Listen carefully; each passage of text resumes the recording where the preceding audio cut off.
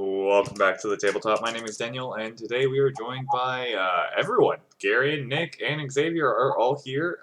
Xavier will be out for this first part, though, because, he's being a responsible kid and doing his homework, I hope. Yes, he is child with homework responsibilities. Boy, if I come in there and you're playing cool math games, I'm just saying, I'm coming. Cool math games. All right. Okay. Welcome back now. Yes, we just did the long version of the recap, but for the recording, I guess, the short version of the recap is that everything happened. Go and watch the last 2 minutes of last time if you want the in-depth recap. Well, if you want the recap, if you want to just watch last episode too, that's great. You can do that too. The short version is in the last 2 minutes, though, basically. Mm-hmm. I'm gonna deafen myself real quick. So. Okay. Let's just return to us when you are done being responsible.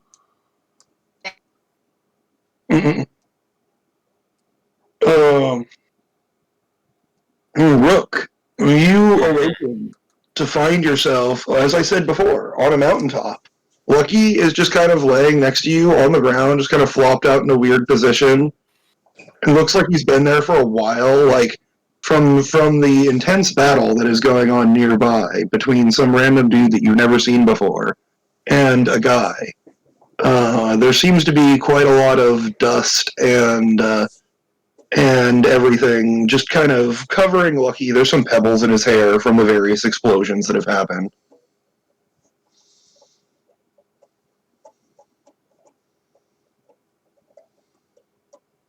I don't know what Rook's immediate reaction to this is, but I like to imagine the first thing you see as you open your eyes is a guy fighting this random person, and he just straight up sticks his chest, or his fist, through a guy's chest and out the other side, seemingly killing him. But 5 seconds later, a guy gets back up off the ground, and he's with seemingly no damage, and he says, "Try it again. You're still terrible." All I say is, what the fuck?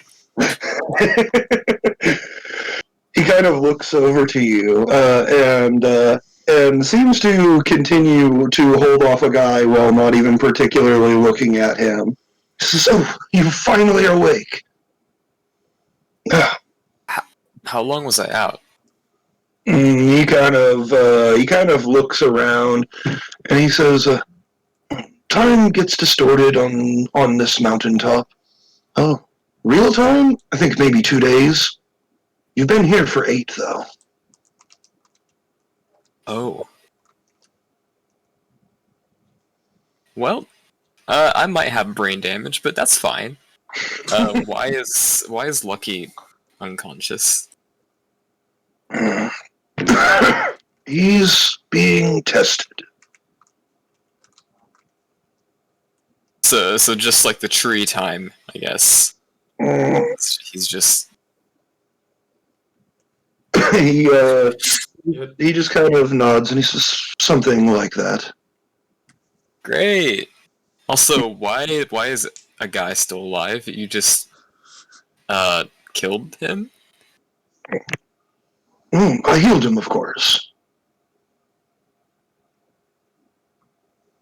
That's impressive. Well, I get out of the coffin, stepping on Lucky, of course. As,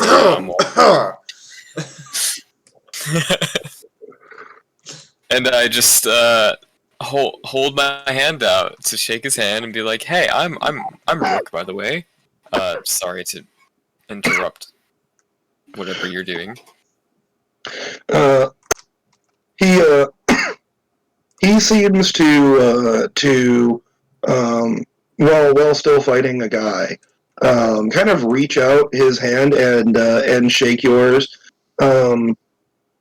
Interestingly, his arm seems to duplicate leaving him with both hands still fighting a guy while also one of them is shaking your hand at the same time. It's very strange to see. Oh. He says, I'm Ivan. Nice to meet you. Oh, you're the guy. You're the guy who a guy was trying to find.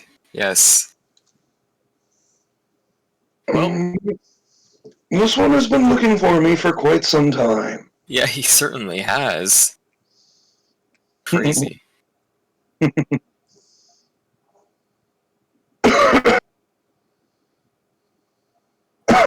And he kind of looks you up and down. He says, "Why do you travel with these ones?" Just for, entertainment. Was getting bored in 7. And So money, it's of not course. power that you seek. And he kind I of mean, looks it could be.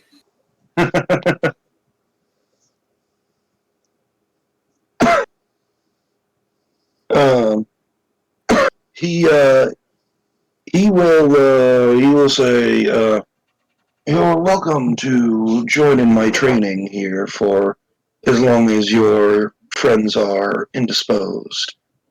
Um, What kind of training is it? he kind of once again with the duplicate arm just kind of gestures back to a guy and says, "Oh, I'm sure he's told you. I can teach most things." Okay, I think I'll partake. And he will kind of smile and he will say, "Let me know when you're ready." I'm ready now, I guess.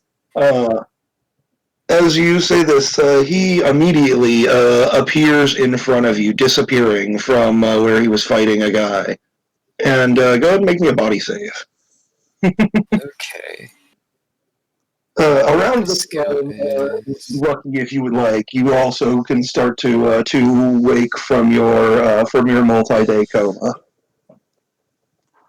Holy fuck!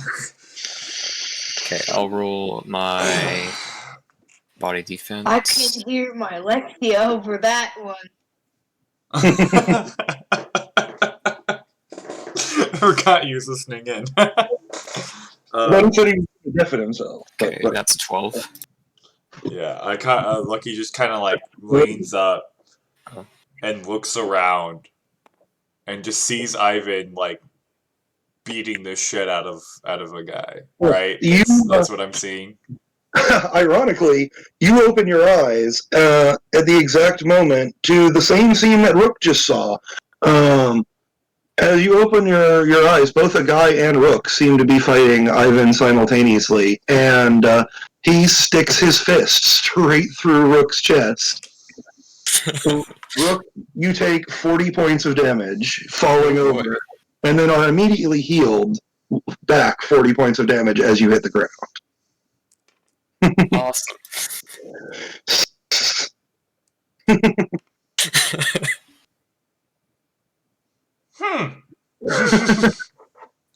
Like he just kind of like gets up, dusts himself off, and just like starts stretching.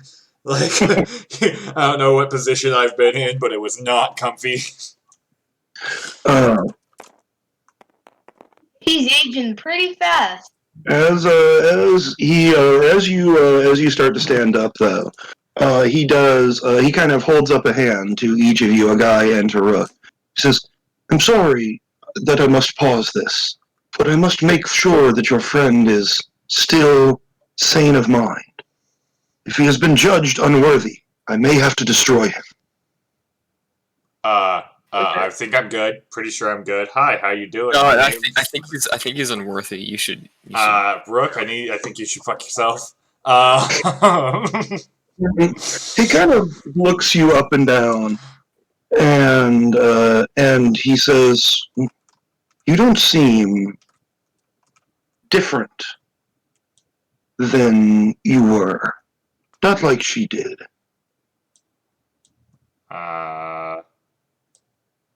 Okay, I'm gonna and like he just kind of like runs behind Rook. Fun 2 minutes. Woo. I'll just push Lucky back in front of me. He kind of stares at you and studies you for like 30 seconds, just without saying anything. And he just kind of nods, and he says, "You seem mostly fine."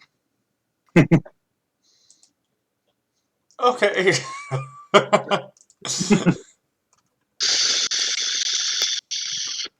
Oh man. He just kind of nods, and he says, "Where has this timidity come from? I told you that if you were judged unworthy, you would be destroyed." To be fair, there's been a lot that's happened. I kind of forgot. It's kind of like a haze the past, I don't even know how many days. He says, he goes through the same conversation with Rook. They're telling you that in the outside world, 2 days have passed. On this mountaintop, it's been 8, though. I see. Interesting.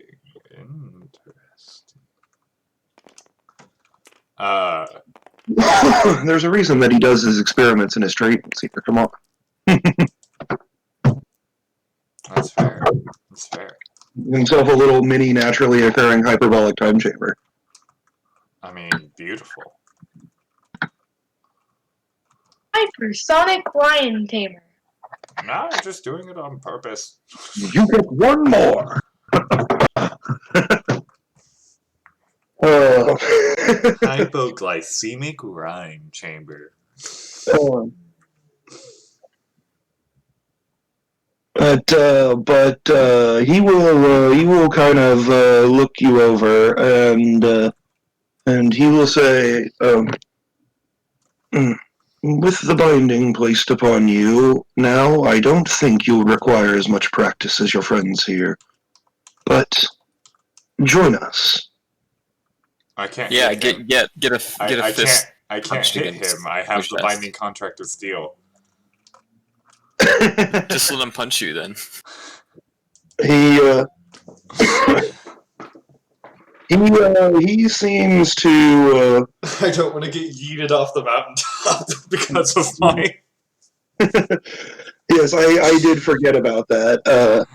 But he will say, "Oh, but you have learned my art to practice with." And he will kind of swirl his fingers through the air, a ball of what seems to be pure magical energy, completely non-elemental, just flies out towards you. Roll me either a body defense or the Arc of Magic. 12.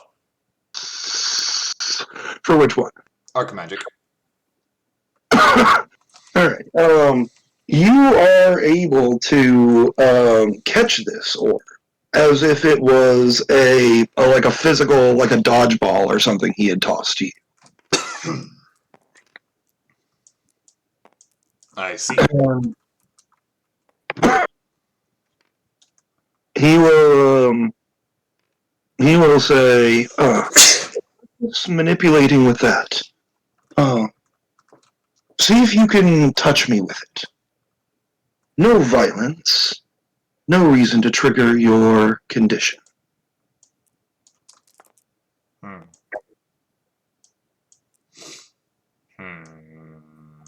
Okay. Hmm. That's another 12. Hmm? That's another 12. Yes. At first, you are definitively not able to do this. He seems to easily dodge. You do kind of start to get the sense for manipulating this energy, throwing it out and bungeeing it back to you as if your hand were a magnet for it, and such. and he starts to coach you on more elegant methods of manipulation. Kind of briefly appearing before or next to you and poking the ball before you can even like react to touch him, and it transforms kind of into a long rod of the same type of energy. But yes, over the course of your guys' time training here, if there's anything specific that you would like him to teach you, Rook specifically, as I know you weren't originally, at least, super interested in learning the Arc of Magic. Yeah. But he will teach it to you, or work with you on whatever else you need. I believe I gave these people 4 experience points last time, right? Yeah. Daniel? Yeah. Yeah. You will get 4 experience points worth of training in whatever you want him to work with you on here. Huh. So, by that, do you mean I can, like, ask him to help me raise, like, my body attribute to make me stronger physically? Or Yeah. is it, like, something... You could do that, or any of your skills, or if there was a new skill you were thinking of learning, if it's something that he has the ability to teach you, we'll help you with it as well. I think I'll actually just try to upgrade my current body defense skill. Okay. Then the training that guy is going through, that you initially joined him in, is probably exactly what you want. Gotcha. He seems to be brutally attacking with all kinds of different physical or magical modes of attack. But always, if significant damage is dealt to either of you, healing it almost instantly. It still Okay. hurts like a motherfucker, though.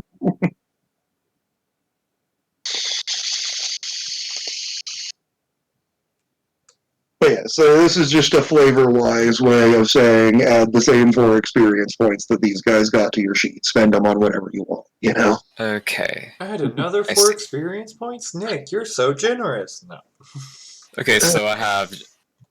Okay, yeah, I just have 4. But, yes, how long, though, do you guys Okay, want to I have... hear? I forgot, but I have a skill that's confusing me that I added in last time I played. But I have a skill called the Mud Awakens. Is that just a basic plant magic? Oh, no, that one was the one that you copied from a guy. Oh, a guy. Yeah. It's It's, water. Yeah, it's earth and water manipulation. It's his, whatchamacallit, his avatar venting in progress. Oh, okay, gotcha. Gotcha. He's only got two elements so far, but that's what he's working on. So I have earth and water from Xavier, or a guy, and now I have also lightning, fire, and air. from Lucky. You could Yeah. basically every element copy. Well, not even really though, because that's the thing is, like I said before, the fairy tale world is weird in that there are 16 elements. Oh, that's true. You're right. Metal, poison, smoke. Like there's a few like esoteric ones that most people wouldn't consider elements, but they do in the fairy tale universe. Yeah. You know? Okay. Well, I'm just glad that I wasn't rolling for the D100 because I just rolled a 1. One is actually something very interesting and not particularly a bad thing for you guys, but it is a very important story thing if you ever actually roll a 1. Oh, yeah, I've rolled a 1, a 6, a 68, so close to a 69. That's a 92. Okay, so I have a single point left, which I can't The use. random event for 69 is banned because Xavier's in this game. Yeah. Great. 99. Alright, so... Oh! Oh, wait, no, I can upgrade something else, Oh, can't I? I know what you're talking No, about. Xavier, no, you don't. You don't. And if you do, I want you to pretend that you don't for me. Okay, I don't.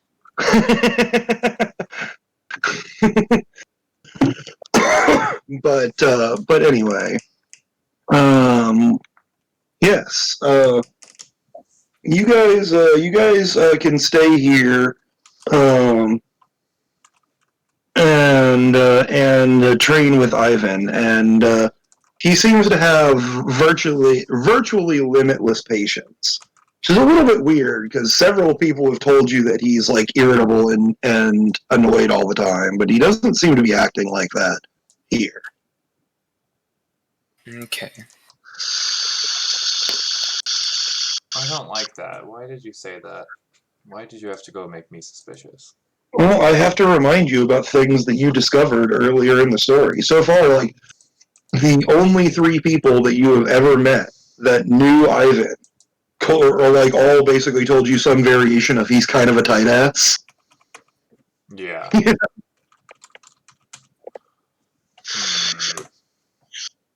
Okay, hang on. Another question. Since I have the skill adaptive teaching, will I be able to, if I wanted to, teach someone else from, like, teach someone else an ability that I have copied? Theoretically, yes. I actually Okay. I was actually going to tell you something before here. I don't know if this changes how you spend your points, but I was thinking about like variations or upgrades to your powers. Because that's kind of what these other guys have done, like picking up extra elements, or in Xavier's case, learning to copy more powerful people or things like that. You know. Yeah. Alright, I am done. I was considering and even if you don't want to mark it down, this is just an option for you in the future here.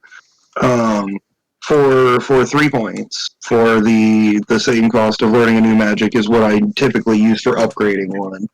I will allow you to exceed the skill of the person that you copied a skill from, up to your own. Okay. So I can change the first number to the next that's highest, right? Yes, you can use your stats for the whatchamacallit, Gotcha. for the copied abilities. Okay, interesting. Just, I was thinking about it before, and I haven't really had the chance to tell you about that. Just wanted you to know that that is an option for quote unquote upgrading your power. And I must steal the quote from Xavier here early on in the campaign because I think it is the perfectly applicable one here. I'm you, but better.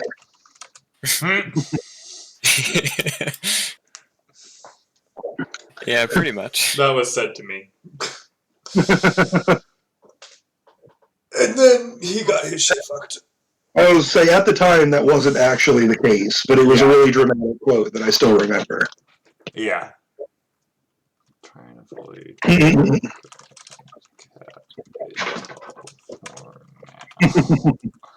So, I added a new thing to my character sheet called "Think About This Shit." So I've put Ivan's supposed to be a dick, and that we should probably avoid Iceberg 7 in per grand on the way home as much as we can. I mean, maybe? And all I'm saying is, at least we should definitely avoid 7. yeah,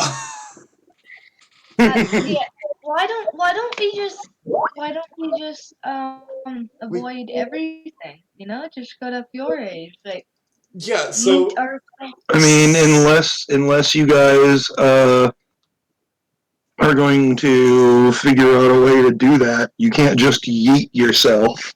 yeah, so I'm thinking, and hear me out here. We cut could across. take turns flying. Yeah, we have 3 people. We have 3 people who can fly us Yeah. over there. Yeah, so what I'm thinking is we kind of do. We go from where we are, go straight across through into Bellum, into Iceberg, then Stella, Bosco, Fiore. I think that's our run home. I think that's a good straight shot. Yeah. Are you guys deciding to abandon this job up here? Yeah, I think. And Oh, Xavier, go for it. Yeah, share your screen, please. Oh, share screen. Oh, yes. Do you want to do that, or should I? Because Can you're you do already that? streaming. Yeah, I was like, I'm streaming and recording right now, so. Yeah, I will share my screen. There you go. Thank you. Yeah, they're kind of talking about going like down this way, or like along the bottom instead of the path that you guys took, like Yeah. up before. But that was mostly because you were following the dragon who went up here. Yeah, and we can even probably fly over this expanse between the two of us. Yeah, This most one likely. is definitely short enough that you guys could fly over it without too much issue. Now, I do. If I talk about the reason of why we should not go to the capital, could Ivan hear? Or Well, I mean, he did kind of indicate that he's been keeping an eye on you guys, like, since long before you got here. yeah. You're not sure what exactly it would take to hide from him. Well, I don't know. I don't know if I necessarily want to hide. I just feel like we should avoid the capital, because kind of very indirectly, we're the cause of the death of one of the generals. And not even y'all. I was the cause of the death of one of the generals. We also. Yeah. I mean, I don't know, because the guy Nui He's not said he was talking going. now. The guy Nui said he was going to report what happened, and so I'm sure he told that, a group of adventurers literally talked the dragons into going back to 7. I mean, he also didn't understand a single damn thing of what he was saying, or what you were saying. But I translated everything other than the fact Yeah. that I sent them there in the first place. Yeah. So. I'll be right back. But yes, are you bringing this up that you don't really want to go to the capital? Yeah, I feel like that's what I should say. Dude, where the hell is it? He says, I am sorry, but my king does wish to meet with you. I am obligated to at least try to convince you to heed his wishes, though he sends his regards as a diplomatic request, not a request for capture. Can I roll Sharp Eye to see if he's lying? Go for it. Alright. Could I ask Ivan if he knows where any of the other are? Some of them, yes. I wouldn't suggest you go searching them out, though. Well, I just want to know. That's a 19. Good old me Alright. wanting to know. He seems to be being mostly honest. You kind of get the sense that if you tell him to fuck off, he might be annoyed, but he seems to be telling the truth that he was not ordered to bring you in against your will. I mean, that's good. That is really good. You know how good that is? That's over 9,000. Where is that sound coming from? Oh my god, Daniel. That's me. Food got arrived, and I'm digging through bags to make sure we got everything. I see. That was just really loud all of a sudden. Oh, sorry about that. Ooh, awful fries. But he will say, I know not what my king's intentions are. I know not what my king's intentions are, but he wishes to speak with you about the moon. What? Well, I think I if we... didn't hear any single thing. The king wants to talk to you guys about the moon. Well, it wasn't us. I mean, we kind of did say it was, so. He just kind of glances at a guy with a kind of annoyed expression. Just, lad, I watched you guys do it. Oh, so you know that incident with the snakes that I wasn't in. Do not agree to it. I haven't been watching you all the time, but I saw that. And many other people did too. Like who? What do you mean by that? Yeah. He will kind of reach into a bag, relatively similar to the one that a guy carries, and kind of pull out an orb. It seems to be a lacrima crystal with kind of gold runes and engravings around it, and a little circular inset piece at the top. And he hands it to Lucky and says, "Look in that hole." Okay. And as you do, you see a scene playing out in front of you. You see a scene playing out in front of you of a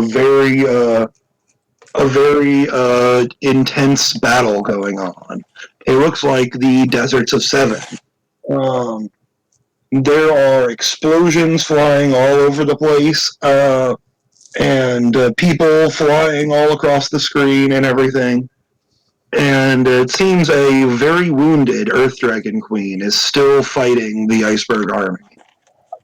And as you're looking at this, he says, "This device is enchanted to show the most important event currently happening in the world at the current moment." So is that how you travel to the most important place? What was that? So that's how you travel to the most important place. He kind of laughs a little bit and he says, "In the strange times, in between when nothing truly important is happening, it shows places such as this one. I believe they may be a place where something important will happen."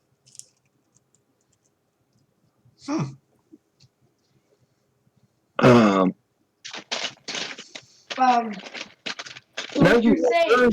there's a little bit of flickering interference here. You kind of get like frames and scenes of just a couple other events happening elsewhere in the world, but the main focus seems to be on this battle.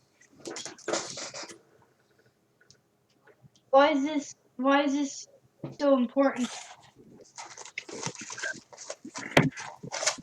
The Earth Dragon Queen isn't just a person or a dragon. She's a force. She is always important. So I must admit, even with all of my knowledge, I'm not the one who made these. He kind of holds up the orb. That would be the High Magus of Stella. Lucky just kind of turns to Rook, like. My powers are great, but his is unmatched in the world of enchanting. I turned to Hava and.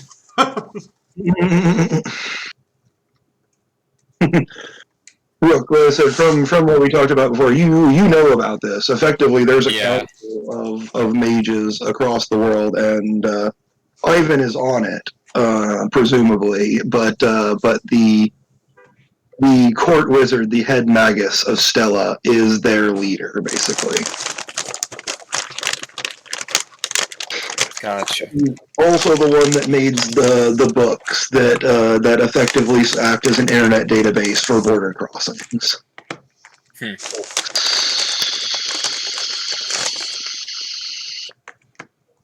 one erases something from this book, all the other ones. Yeah, Yes, all of the books are tied together. If you add something or remove something from the book, it changes in all of the other ones at the same time. So what I'm hearing is I could draw something in it and it appear in everything. If you doodle a penis on the page, it appears in everyone's book. uh,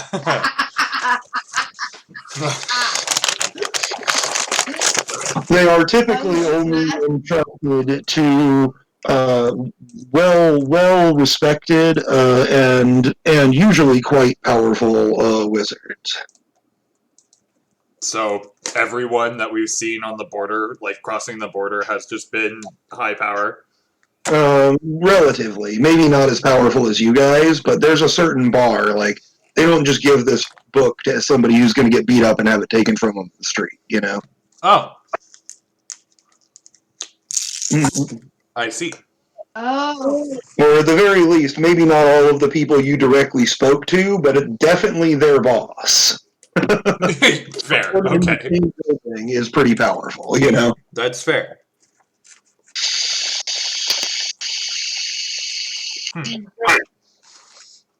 They call this the Border Security Network. The keeper of the book is allowed to have subordinates do his day-to-day bullshit for him and stuff like that. But his responsibility, it is a wizard whose sole responsibility is to make sure nothing happens to this book and to be the first line of defense if something happens on any of these borders. I see. Well, they did a bang-up job with that fucking dragon, didn't they? I mean, they tried. It's a dragon. That's fair. What happens when the Dragon Queen dies? The problem with dragons is that they're ludicrously, ridiculously hard to kill, like even beyond their power level. A magic that is not Slayer magic just kind of rolls off them. Slayer? It's the Fire? same for gods and demons. Slayer magic, they basically have a magical damage resistance that is circumvented by the special effects of Slayer magic, you know? Yeah. Which is part of what makes them so ludicrously difficult to kill for normal people. I see. You can't stab these guys. In fact, you did talk a little bit about this with Nui. That was why he was using those spears of metal, because he was using physical force, blunt force, in the force of like though these spears were created with magic, they were a physical construct, not a magical one. Yeah. So, I'm repeating Xavier's question. What happens when, like, if the Earth Queen Dragon dies?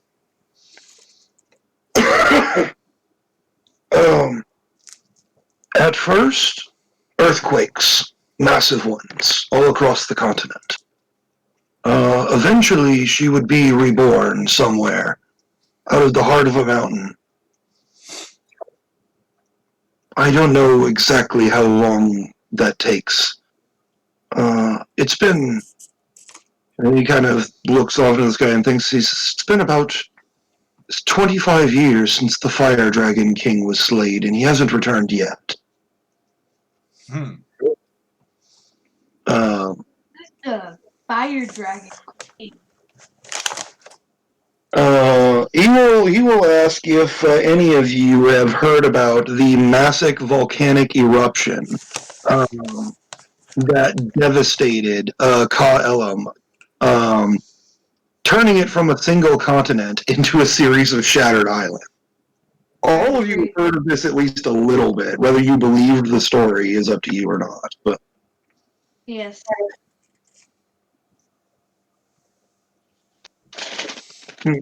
I'll be right back. I just got a text message from a number I don't have in my contacts saying thank you.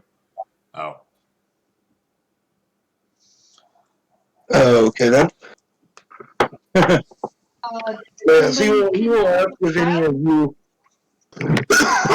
any of you heard of the catastrophe that struck Ka-Elam. I feel like I would have. Yes, listen, all of you have heard of this, but it's one of those stories where it's like they say the island exploded, and like how literally you took that is up to you. I take it. You will tell you that that was what happened when we were forced to slay the Fire Dragon King.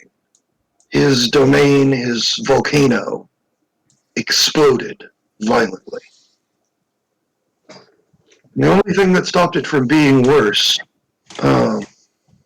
was that there was a large number of powerful wizards there to help control it. So, should we try and stop the Iceberg Army from killing the Earth Dragon Queen? Probably. He kind of peeks into the orb and looks at it and says, I fear you may already be too late. I suspect she will fall within the day. Well, ain't that a damn shame.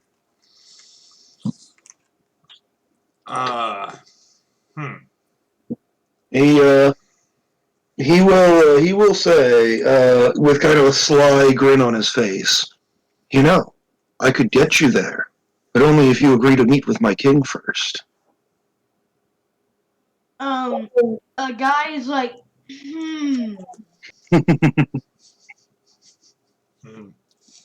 laziness? I mean, that would take us pretty close. I say we take it, but of course, let's wait for Gary to get back before we're like. Yeah, I mean, I would say this definitely should be a group decision. Okay, so to catch you up to speed, we looked into orb. Earth Dragon Queen's gonna die in like the day if we don't do anything. So he says that you should probably either stop her from dying or at least be there as the powerful wizards you are to contain the destruction. I said, I was saying it right as you disappeared. I'm not sure if you caught it, but this country down here, Ka Elam, how it is like a fragmented island chain. He tells you that it used to be a solid landmass up until him, alongside several other powerful wizards, were forced to slay the Earth Dragon King. Or not the Earth Dragon, Fire Dragon King. And the volcano that he called his domain exploded, and this happened. Gotcha.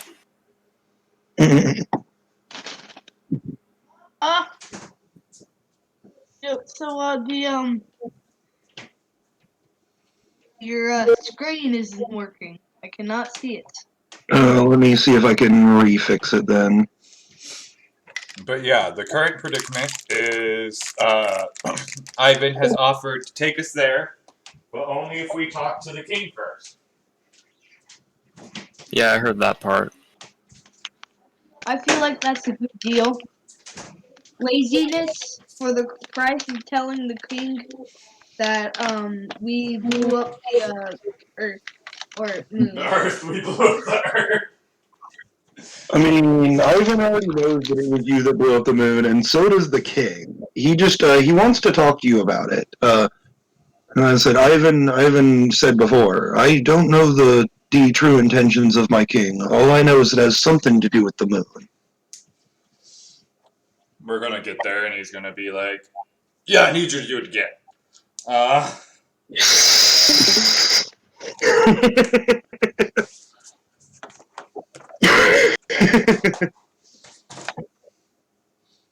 But I say let's go for it. Yeah, why not? Alright.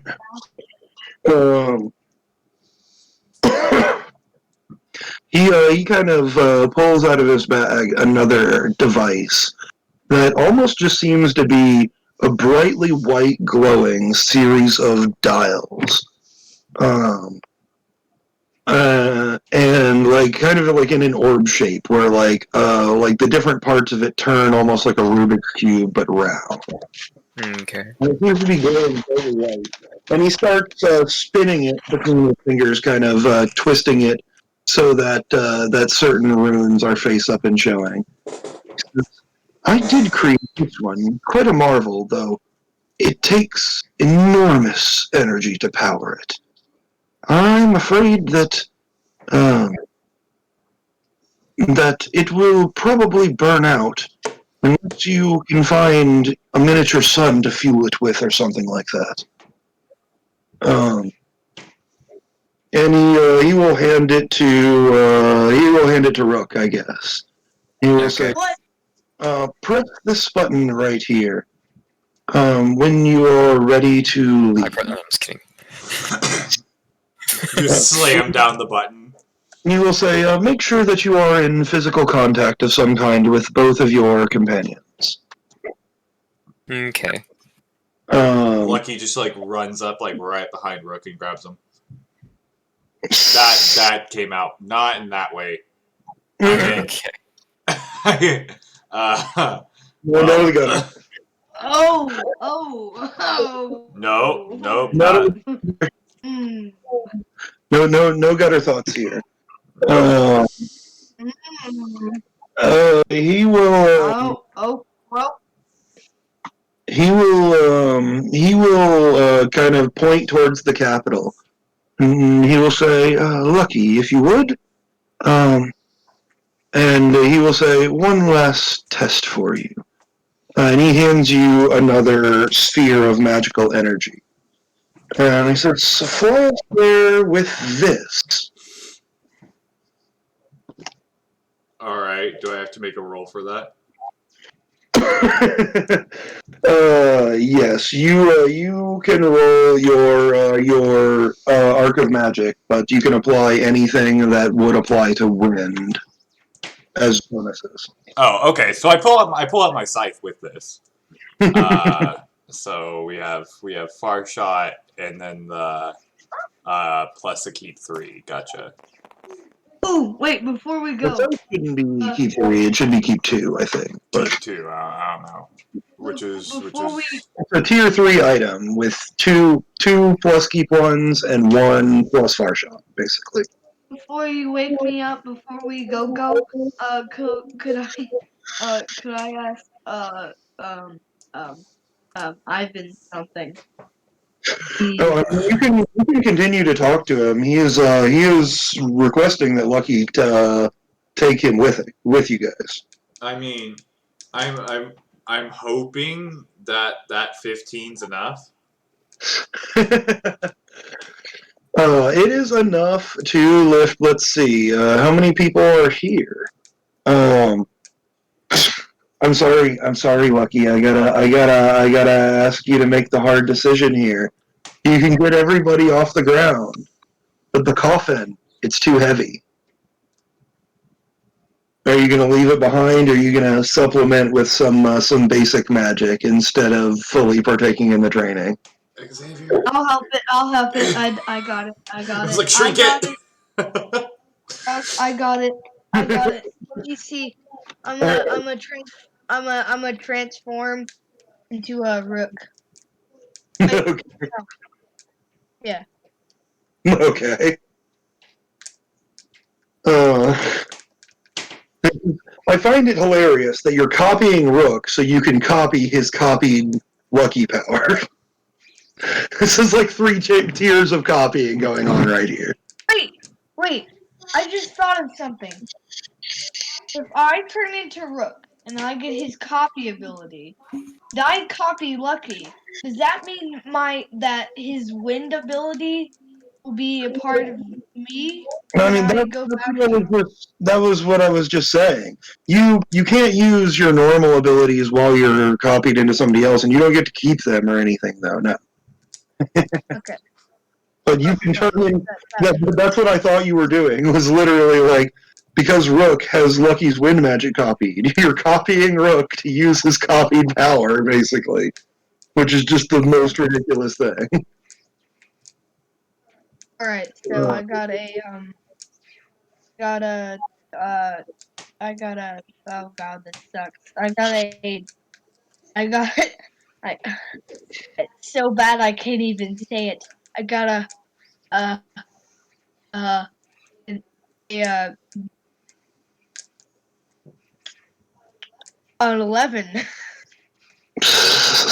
I mean, that is enough to carry just the coffin if Lucky is taking everything else, basically.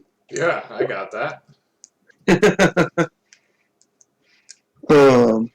And yes, you guys begin to go along. As you fly, you notice that you're not entirely getting tired the way you normally would as you travel quite a far distance. The orb in your hand that you were drawing upon with the Arc of Magic seems to shrink smaller and smaller and smaller, though. And eventually, as it disappears, he just hands you another one of about the same size.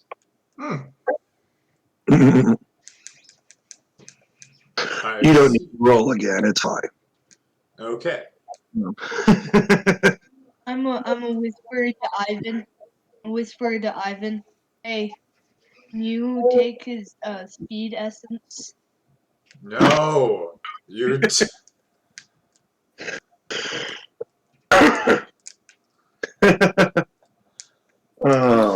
Wait, he has speed stuff? He's trying to like harvest me, like the fucking whatever it was. Ivan will just kind of hand you a small crystal. You would recognize this as an uncharged, unelemental lacrima with nothing in it yet, just a small little chip of quartz, basically. And he will kind of draw a little rune on it, carving it in with just kind of a tiny little zap from his finger. And he will hand it to you, and he will say, "Just get him to turn into a lightning bolt while carrying this. Should be enough." Alright. Hey, Lucky, hold this. I mean, he's not currently turning into a lightning bolt. But he is using wind magic. And whenever you turn into a lightning bolt, just hold it. Lucky's focusing too hard on carrying everybody. He can't hear you. Please dial 825-456 for the Lucky helpline. We hope you continue to fly Air Lucky. Yes. For your reference, Rook, by the way, because that was a part of the recap we totally missed. Last time, while they were on the train, they spent like several days on the train crossing the Grand Kingdom. Like basically, the dude that they had met there, Nui, he told them that he was effectively, though he might be a powerful wizard, his primary job is making the weapons and armor for the other generals and high-ups in the Grand Kingdom. And he was telling a guy about a way to channel someone's own magic into to storage for later use. Not just with the basic elements like it's normally done, but with things like speed. Okay. And then a guy and Lucky spent like literally 45 minutes worth of the session just chasing each other around this train. I mean, with Lucky avoiding him at every possible opportunity, basically. it was quite fun, actually.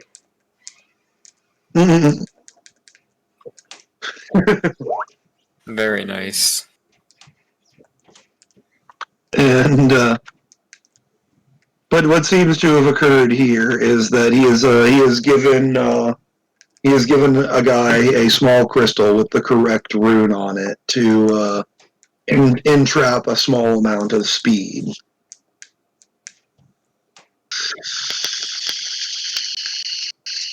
Okay.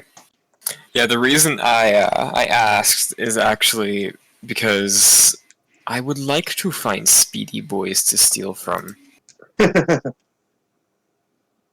You mean high fines? I mean, theoretically, like I said, Lucky does have a quote-unquote speed-based lightning elemental power. So that is one of his separate things, his upgrades to his magic, basically. That allows him to transmogrify his body into a lightning bolt for short periods. Okay. He's had that since the beginning. You just couldn't copy it until you already knew his base ability. Yeah. Yeah.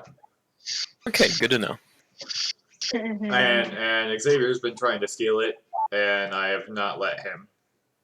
I only need a little bit. I'm pretty sure he's just trying to make like a knife that's like ultra fast when you swing it is basically all he's trying to do.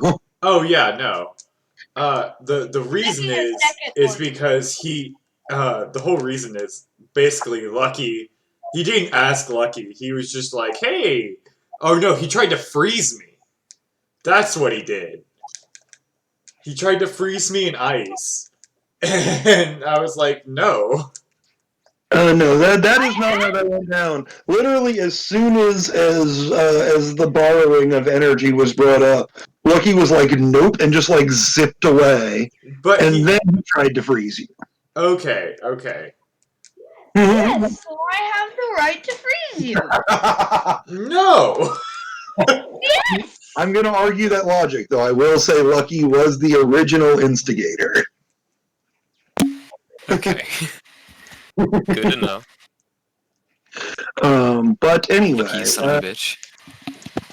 yes, a few hours passed, and you feel like you would normally want to stop and rest, but as long as you are fueling this energy, or fueling yourself with this energy that he is handing over to you, you don't seem to get tired. I see.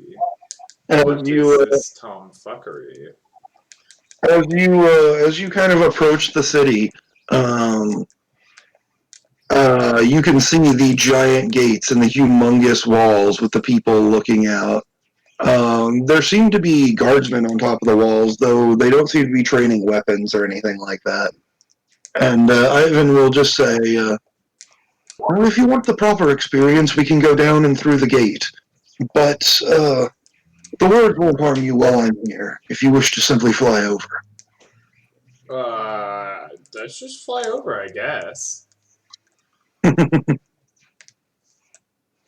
as you fly over, you see and begin to enter the city. Like I said, this drawing on the map here, this is not an exaggeration when it comes to size.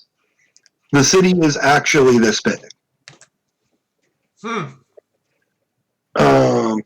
You fly over the walls and begin to see spreading out in front of you basically a giant, like, fairly urban metropolis.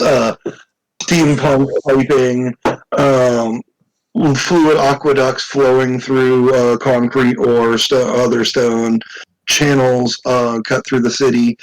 It seems to kind of be divided into a squarish shape with just kind of a bit of rounding at the corners.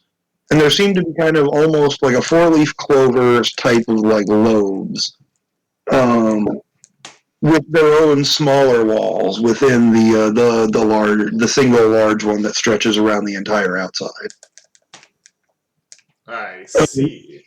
He will point you to the center of this four-leaf clover, basically, at a large shining building that seems to gleam not quite as bright as the light that was on the mountain when you guys first went that way, but brighter than everything else for sure. There seems to be an artificial glow of sorts surrounding this relatively tall 5-6-story golden tower, and he will tell you that that is the king's palace. Do we just go right in? I'm confused. Like, Yes, we can. I would not suggest you try this when one of his trusted generals is not with you. And he kind of points in front of you guys and says, "Use your new abilities, your new senses." A guy and Lucky, you can both roll me the Arc of Magic. Oh And I yeah. just stand there twiddling my thumbs. You can also roll me a normal sense skill. It's going to be a lot harder though. 11. Just see. I got an Okay. 11. You're probably also I a whole got- lot better at your normal senses than these people are at their new thing. I got. Yeah, I'll 8. roll, why not? I can't really see it on my thing for some reason. What are you talking about? Which Program, you guys stop wrote your down. shit. I don't know why I can't. Yeah, I got a 15, so that's probably nowhere near enough. It's right here on your sheet. 6 keep 2, Xavier. What'd you get? I got a I 15. can't see it. I Um, can't. well, just roll me a 6 keep 2 on Discord or get Daniel to do it. I already did it. Okay. Okay. Lucky, you see this relatively clearly. You said you got an 11, right? Yeah. You see this relatively clearly now that he points it out. So you have to focus this ability in this direction to pick out what he's talking about. There seem to be giant chains of runic energy, similar to what you've seen Haba create when he draws his sword through the air, but city-sized and kind of just looping over in a kind of interspersed dome shape. It's amazing to you that you didn't see it originally. For both Rook and a Guy, it's a little bit hazier, but you can still kind of make out just almost like a heat wave type effect in certain areas where he's pointing. In both cases, there seem to be multiple interlayered shells of these things. I'm gonna just. You just gotta eat it, Xavier. Come on. You know what you should do. Wait, what? Nothing. I was being a smartass. I said you should definitely eat it, Xavier. You know what you're supposed to do. But you can definitely see the outline of some sort of nearly invisible magical power. It doesn't jump out into sharp focus the way it does for Lucky, though. Oh. Is it the Arc of Darkness? No, that was created by our resident enchantress. She makes sure that only people who are allowed within certain areas enter those areas. I see. So the working people be damned. Gotcha. He kind of looks a little bit offended as you say this, and he says, "I assure you, it's only used to keep people out of dangerous areas or areas that they would have no business being in unless they meant to cause trouble." That's fair. What you're saying is that behind this, if this wasn't here, people could make drug deals. He just kind of looks strangely at you and says, "We have pharmacists and the like. That's not a problem. What? Oh, you know, illegal drug deals.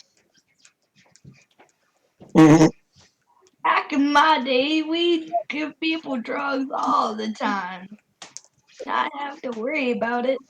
I turn into a random old man.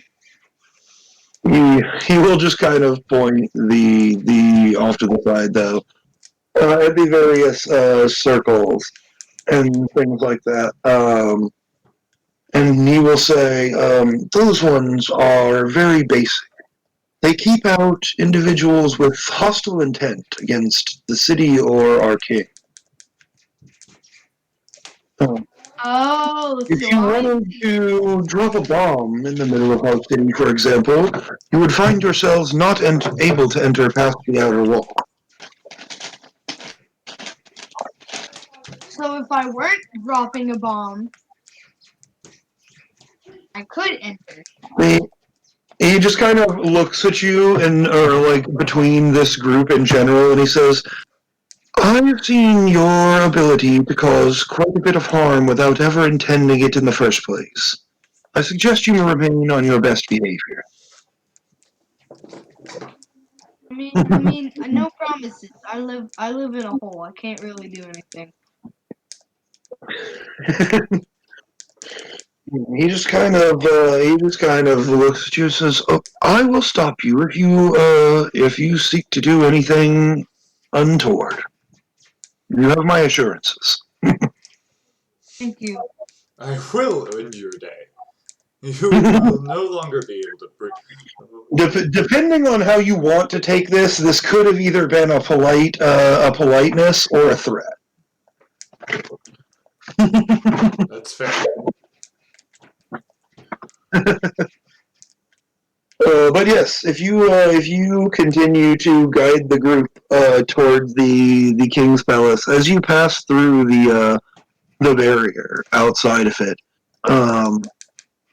you can see a kind of aura brightens around Haven himself for a moment, and then spreads outward over you guys, and nothing happens.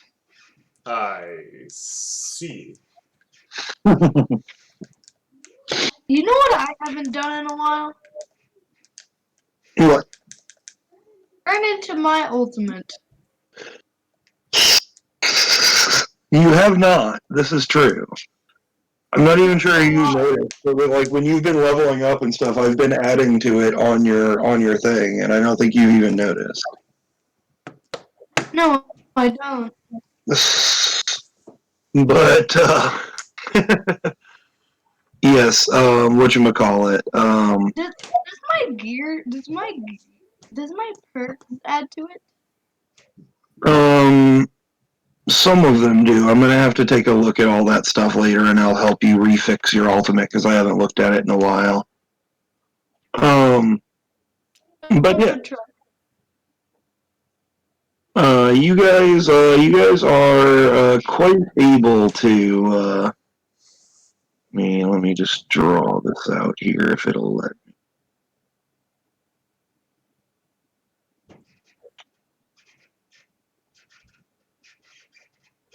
Oh, that's overlapping. That's not helping. No shit. I don't want to be a jawbreaker, but my mouth is open. I broke my jaw. I see. Yes. You remember JJ? JJ. I see. JJ. You Oh, remember damn it. JJ? The fish? Why Yeah, is that so complicated? but he's still frozen. Yep, Yeah. you're I'm gonna pull him out the bag, and I'm gonna unfreeze it. JJ dies.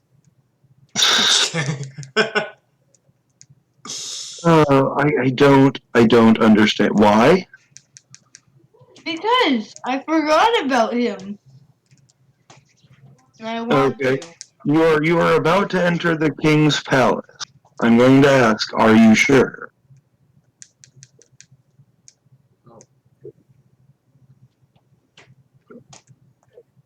No. The way you ask me makes me very suspicious that something's bad gonna happen to him. The city I have drawn it on here is kind of oriented like this. I see, says the blind man to the Jedi. It's a little bit smaller than this. Like the whole thing should theoretically fit between like here to here, but I had to draw it a little bit bigger to make it work. Yeah.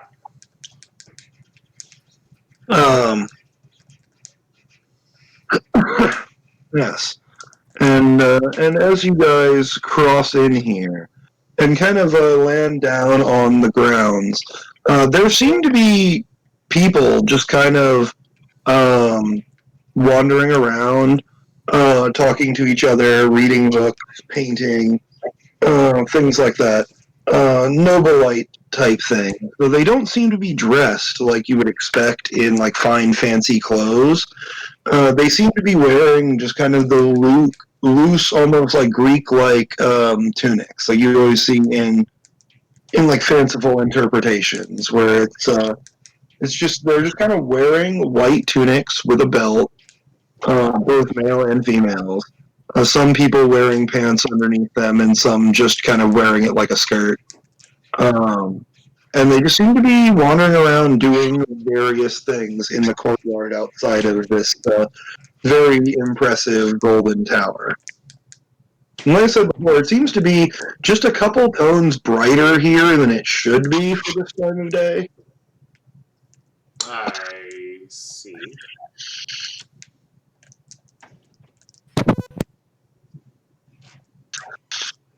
So, I mean, like, how do we do this? Like, I know he wants to talk to us, but like, you said yourself earlier that he has. Oh my God, Grim is a pain in the ass. That he has like quite the weight on seeking an audience with him. I believe that was the guy that you met way back in the previous time that told you that. Yeah, but I thought Nui also said it. Well, he didn't know that you were the people that blew up the man. Oh, that's fair. Okay. He will, Ivan will just kind of say, I will go find out what's going on. I won't interrupt him if he's in the middle of a current meeting, but I'm sure he will want to see you right up next along on his schedule. He will push back matters for this, I am sure. He's been quite insistent about meeting you.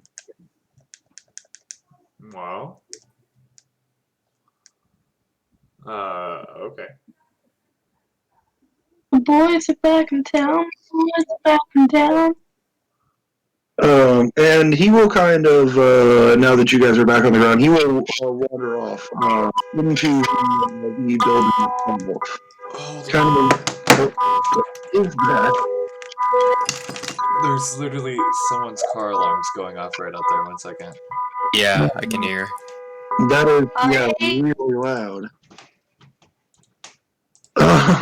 Sorry, I don't even know who.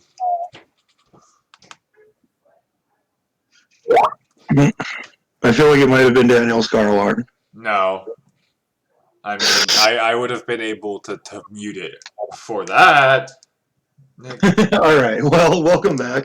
Yes, he will kind of stroll into the large golden building, which doesn't seem to actually have doors. It seems to be, or at least the first floor of this tower, seems to be set up almost Pantheon-like. It is an open area supported by beams and pillars.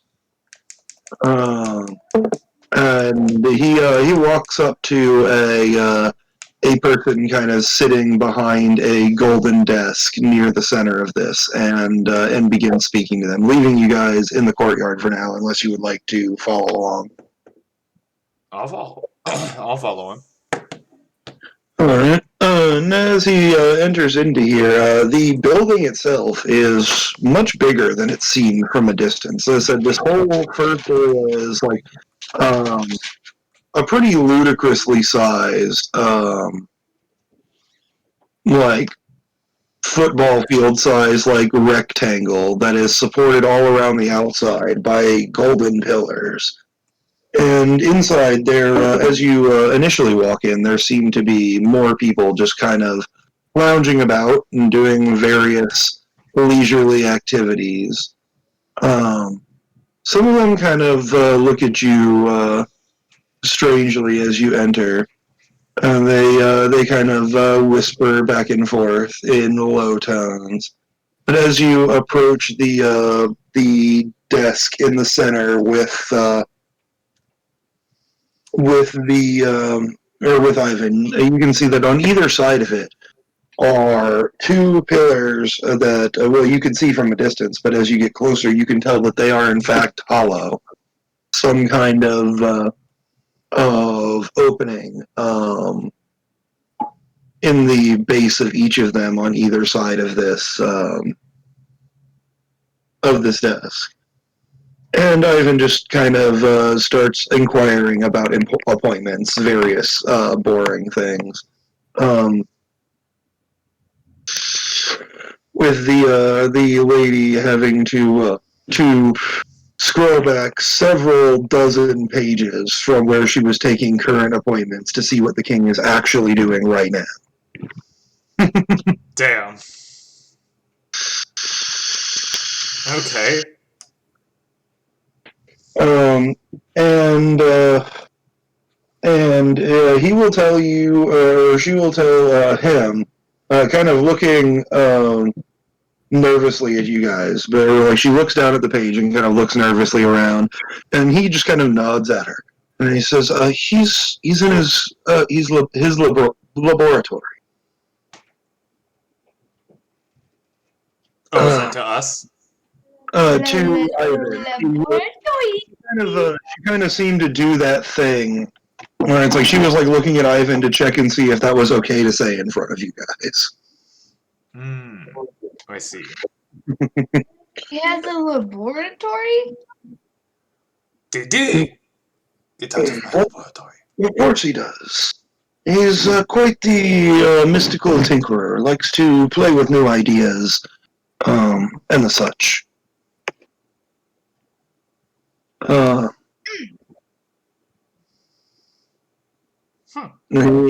He kind of leans over the page to look at this.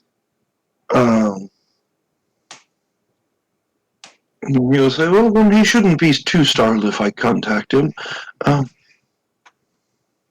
Wait here or lounge around for a bit. I must go make sure that he's not in the middle of some kind of delicate matter, of course." And he just kind of walks over to the side to the left of these two pillars that seem to flank the desk and enter the opening, just kind of dropping into the hole. Oh, all right. Oh, bye. So like he just kind of like sits. He just sits right where he is, and like pulls out. Hold on, I have to see if I still have it in my bag.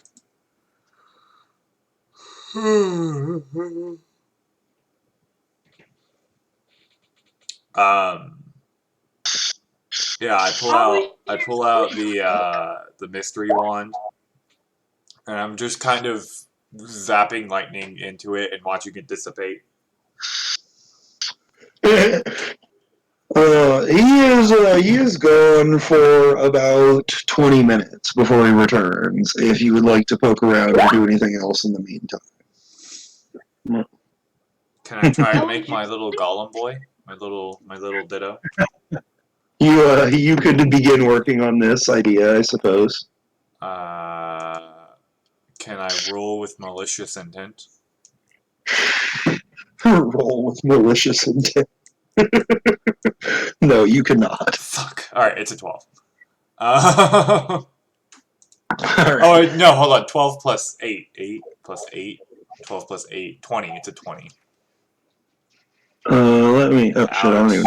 Right, no. 40, so I have 46 already, making my little golem boy. Oh, wait, no. What? What? I started making my golem boy.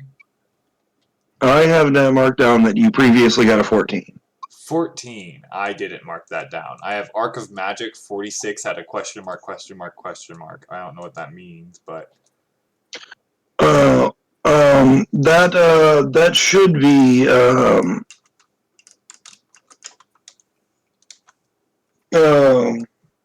insanity. No, because that's insanity. 14 out of question mark, question mark, question mark. Okay, I don't know. All right, that's what I have here. Okay, never mind. That was not for your thing. I don't think you actually started on this yet. I think we just talked about it. Oh. You What do I have? 46 out of question mark, question mark, question mark. Maybe maybe I don't know. I think I'll that was let it. you know. Don't keep it. I'll let you know when I finish rewatching the thing from last time. Okay, tree, so I'd be at what, 66 now? Adding the 20? Wait, what? I'm so confused. I don't know. I thought you said keep the 46. Just keep that mark down for now. I'm gonna check and see what the hell it is. Like I said, when I rewatch the rest of the thing later.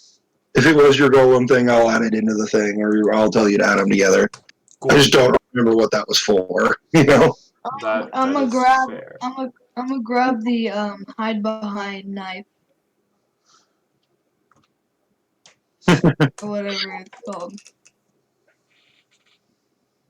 You're gonna spend a couple minutes whittling here. Speedily whittling. Oh, I will allow you to make one thing here while you're waiting on him to return, if you would like. What? I said I will allow you to make one check for that if you would like before he comes back. Oh, I finished it last time. He did. Are you? Did you? Yeah. Yeah. I didn't mark that down. Look on my thing. Yeah. I just didn't mark it up. It says it's a hide behind that dagger. Hide behind that dagger. Yeah, okay, I do remember this. Yes, while you're holding it in your hand, you move real quick and can hit things that are kind of far away. Yeah, it gives melee far shot. I'm gonna ask a guy if he could turn into lightning. And so does something like a super long weapon, but this is just a little knife. Yeah. I'm gonna hand him the thing that Ivan gave me. Try and get him to turn into a lightning bolt. I He am, seems to really be focusing. Out of the ground are several plant stalks and roots that seem to be kind of twining into a shape similar to a small person, but they don't seem to be holding together the way Lucky wants them to yet. yes, I'm very intently making a golem boy. Can I roll Arc of Magic with it to help kind of do that and give a little bit of like That will come a little bit further down the line. I do have a plan of progression for this that basically involves you creating the body with the arc of trees, and then basically imbuing a small fragment of soul into it with the arc of magic. Like I told you before, this would not have been possible until you learned both, basically, you know. Hey, You have effectively through some workarounds and some cheats created created a substitute for, I suppose, one of the most forbidden types of magic, living magic, that which creates a living entity. hey, Garion, you dead? Still here. Okay. Does Rook have anything in particular that he wants to do for like 20 minutes while Ivan is basically like, yeah, just wait here, and then just disappears into a hole in the ground? I'm I a think there's- poke Garion with malicious intent. You're poking me or you're poking Rook? Blah, blah, blah. Why are you poking him? Oh, you know, just using the arc of magic. To do what? you said that the Archmagic had the ability to grab his energy, right? You can theoretically try, I suppose. Like I said, I'm a Pokerian. Uh, I got. I would like to use Aether Melding as soon as he gets even close to me, and just make myself non-existent for a second, for a little bit. Interesting. Yes. This is the first time you've actually done this, right? Yeah. Since you copied it. As you meld with the Aether, so you see some strange things popping out to you as you kind of will yourself to temporarily not exist. Well, first of all, Guy, Rook, as you go to poke him, becomes all misty and disappears. And Rook, from your perspective, you're still standing in the same place. Do roll me your thing here because it determines duration on this ability. Whatever I So told 7 you. keep 4, right? Alright. 7 keep As 4? soon as Yeah. as soon as he comes back, I'm gonna poke him. No, we're gonna see what happens. As soon as he comes 16? back, I'm gonna poke him. 16. Yes. Rook, for the next 8 minutes, you don't exist as far as anyone else is concerned. You can still see everything. You can move around. So as you begin to fade out of existence, your perception of the world around you changes as well. Every non-living thing still seems to be the same. Seems to cast in a kind of a strange ethereal tint off from its normal color. The people seem to fade out of existence as you initiate this, and to be replaced by a little tiny flame floating about at the chest height of where they would have been. Okay. With all kinds of different colors. Making my way downtown, invisible. I never did Nobody finish can see me. putting in the stuff for this ability here. I meant to edit your sheet and actually Oh, yeah, you did, didn't you? yep. Okay. This is you can just mark it down as it goes here. As your roll is for duration, it is number of minutes equal to half the roll, and this is a once per day ability. As soon as You he comes back, I'm gonna poke him. need to rest before you can do this again. You are in this ethereal state for up to 8 minutes, or whenever you choose to end it. Okay.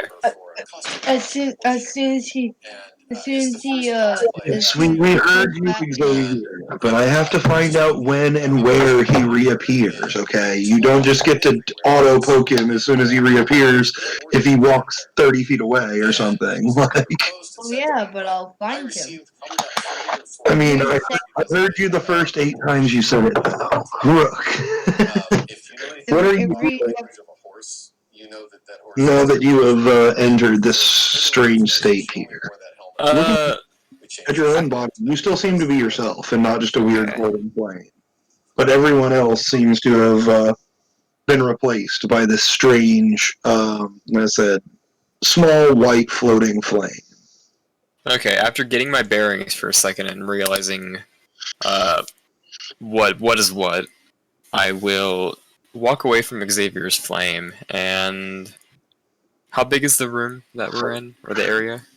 It seems, it's kind of, I said, an open area with pillars around it, open to the outside, but like the enclosement of the pillars itself is like nearly football field size. I'm just gonna go behind a random pillar. All right.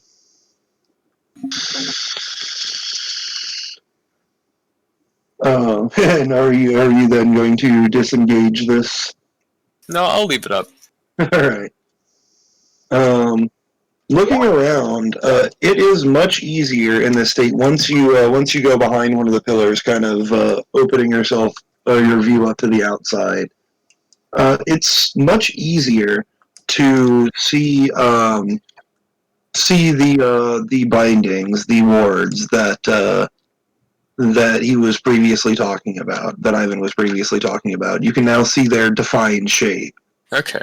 And that they are, in fact, like chains made of letters, basically. Gotcha. As well as you can see up toward the top of the temple, kind of looking upwards from this pillar, a kind of almost like a wavy blanket type shape of energy that seems to be what is emitting the weird light in this area.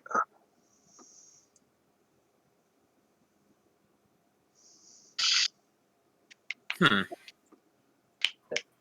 Can I use my big brain to see if He has not even returned to existing yet. well, yes, but can I use my big brain to guess where he will show up? Probably not. This is a very big area. And he has already wandered like dozens of feet away from you. Every second you're not running, I am getting closer. I'm just staying here. As you kind of just observe this weird state, you notice smaller flames and even just flecks of spark that you didn't originally notice. And looking at them, you can, even though they all pretty much look the same visually, somehow you can just kind of tell what they are. Like one's a bird and one's an ant crawling on the side of the thing. And as you spend more time here, you just kind of start to get accustomed to this, and you would probably realize that, I mean, what you are seeing here is effectively raw magic. Okay.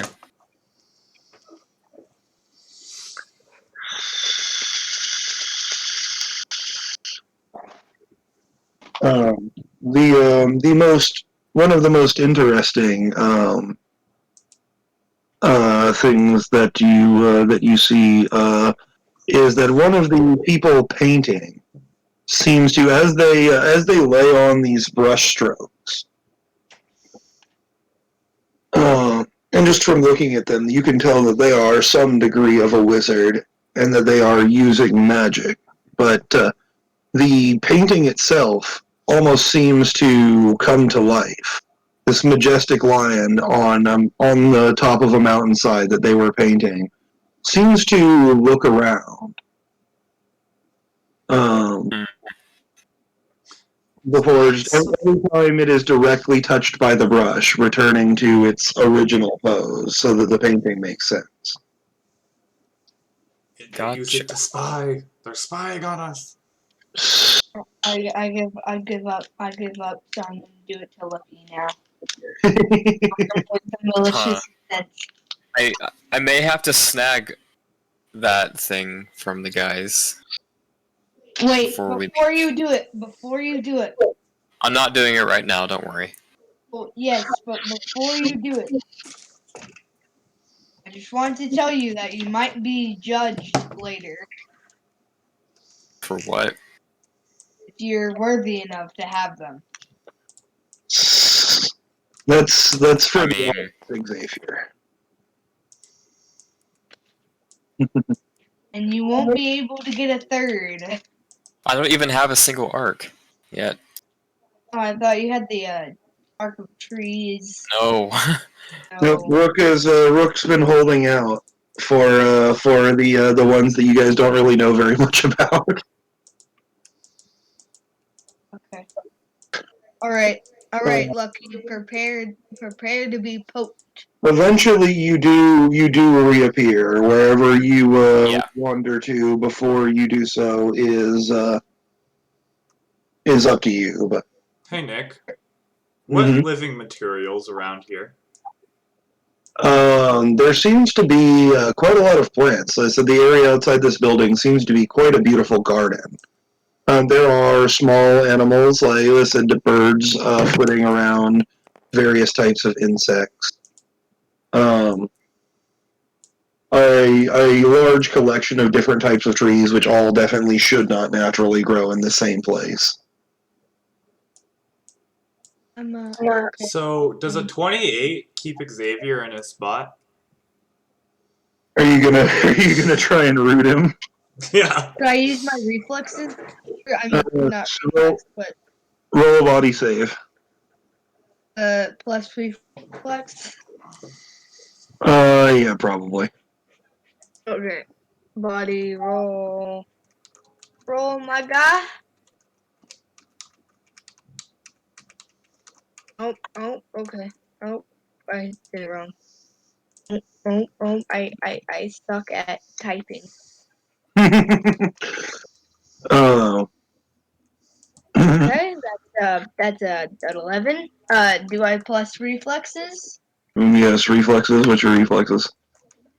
10. I 28. believe. Yep. I got a 28. You are currently held in place as some thin roots kind of come up from between the blocks that make up this floor here and wrap around your feet with quite intense strength. I just kind Could of I like, I just kind of look at him and I go, no. could I try to bend water to freeze these plants so I can break them in half? I suppose. I'm actually going to let him go because we are in a public place and I'm going to return the plants to where they were.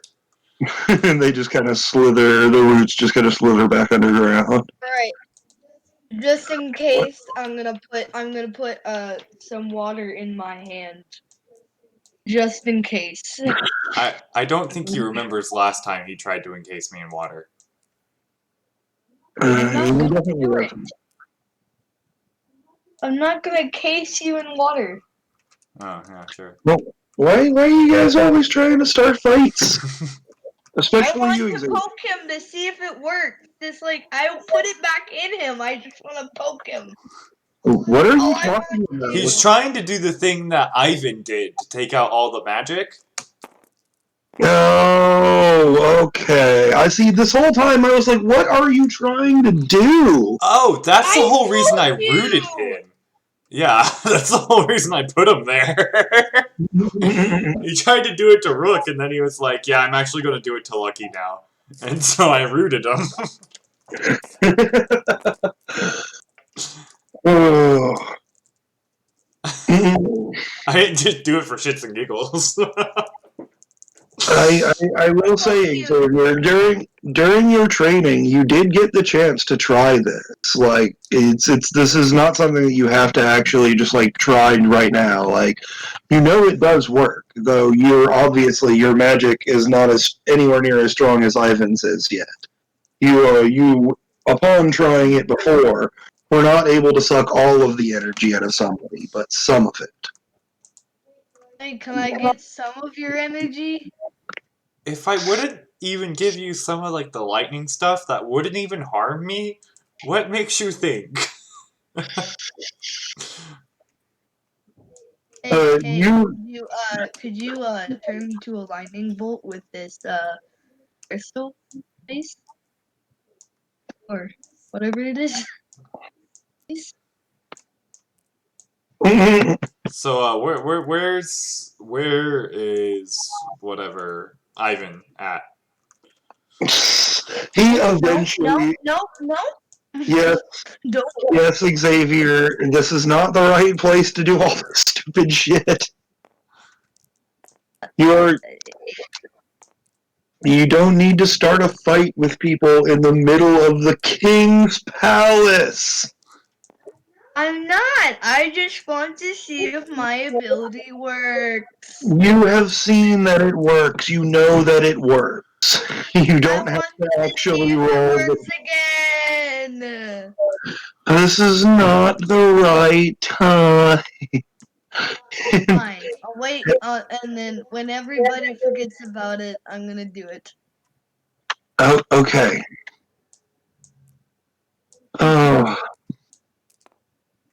But anyway, yes, Ivan eventually returns and just kind of looks around. Like, where is Rook at this point? I assume it's been 8 minutes, so I've come around the pillar again. Okay, you've eventually come back. But yes, he comes out and says, the king has just finished up his ongoing experiment, and he would like to see you now. A guy kind of a little bit off to the side who is just kind of sitting and reading a book, just kind of snaps it closed. And just kind of, Ivan just kind of looks over at him. You get the feeling that this might have been the guy who was actually supposed to be up next.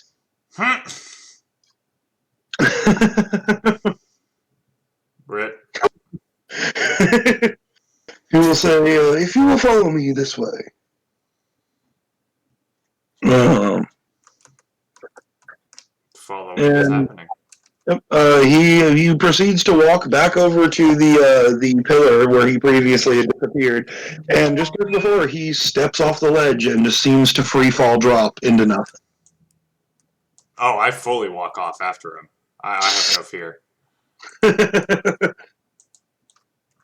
No fear. I'm Ivan was going to smite. Except for the guy that's probably gonna. Yeah, come on. I'm gonna jump and I'm gonna do a cannonball. Alright. Rook, you following too? Yeah. Alright. Hablo does as well. I keep forgetting he's here. Yeah, I do too. I always He's forget only that he's there here. when you talk to him. Yes, he's only there when you talk to him. or whenever you guys do something and I remember that he's here. But yes, you guys fall for what seems like just way too long. Eventually the light disappears above you, and the sensation of falling just kind of continues. And before you know it, there's kind of a jolt of your legs, like not like you have fallen an extremely long distance, but more like you missed one step or forgot that there wasn't a step at the bottom of the stairs. It's slightly uncomfortable, and as you look around you, you realize that you have landed in a place. Right my butt. Yes, you were cannonballing, so you just kind of flop onto the floor like as if you had fallen from like the height of like jumping off the bed. I poke him and bring him back up, like trying to save him some decency. Oh, okay. Oh.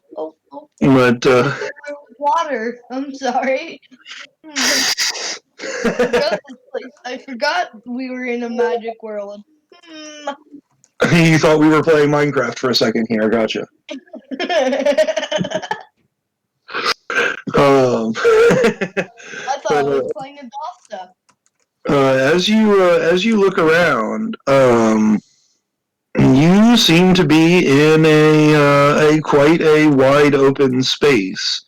Looking around, there doesn't seem to be a tunnel above you or anything like that. You're kind of just standing in a kind of calm, grassy meadow where like several tables seem to be set up, and a relatively young man wearing a white coat, with kind of long, relatively unkempt hair, seems to be just kind of bustling around the tables. And I'm guessing you're the king? I rolled a 12 for sharp eye to see if this, like, just to kind of check out the place. So looking around, it seems to, at first glance, extend in every direction, but looking carefully at it, you realize that this is, in fact, some kind of artificial space. It seems to, there seem to be barriers arbitrarily kind of far out, just over this, or near the end of this, this perfect landscape. Interesting. Alright, well, what is Ivan doing? Ivan is currently bowing. Oh, I will join.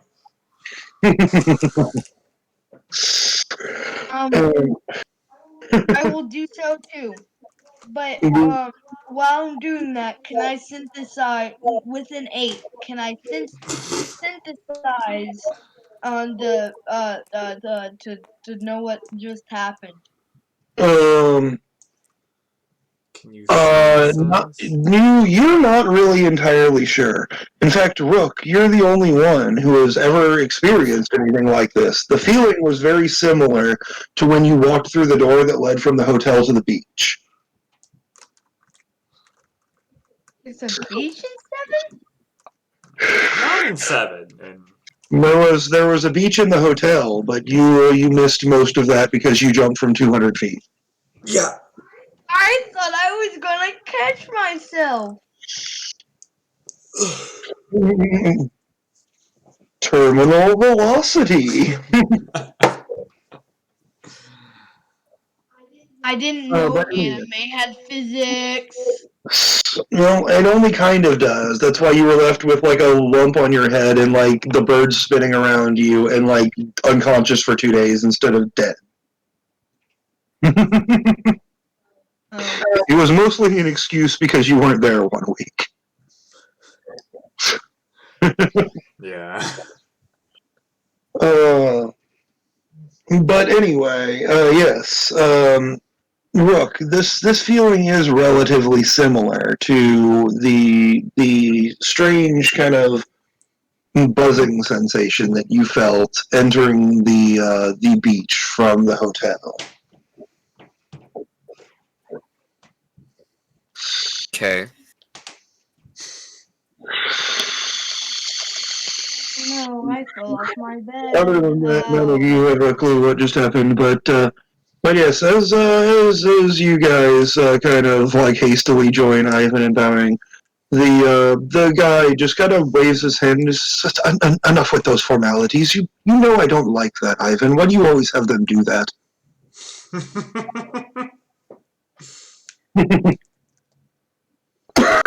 And he just kind of straightens up and grins.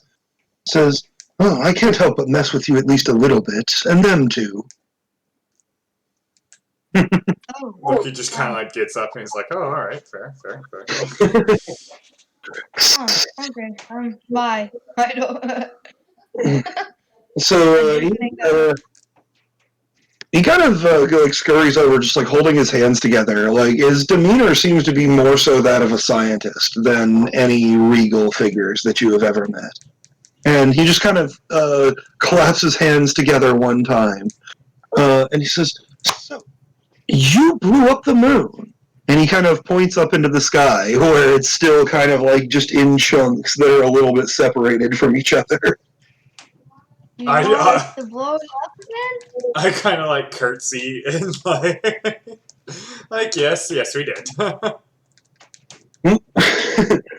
I'll have you know, some of my people are not too happy about it. I'm sure you've heard since you've been in the country, but some of the people in the north, well, they worship the damn thing. Yeah, we heard that. Yeah, those people are weird. And you see, they seem to expect me to fix it. Oh. Well, What if you just lie to them you saying that put you up are? the job to fix the moon. He just kind of nods. He says, "Of course, I had to do so under several false names. A king can't be seen passing out work to wizards guilds." I mean, why not? And he People expect them to because people expect kings to do it. he he just kind of waves his hands wide and he says, "Oh, you figured it out by now. I mean, sure, I've got some abilities of my own, but I can't do what these people want me to." Yeah, I mean, that's fair.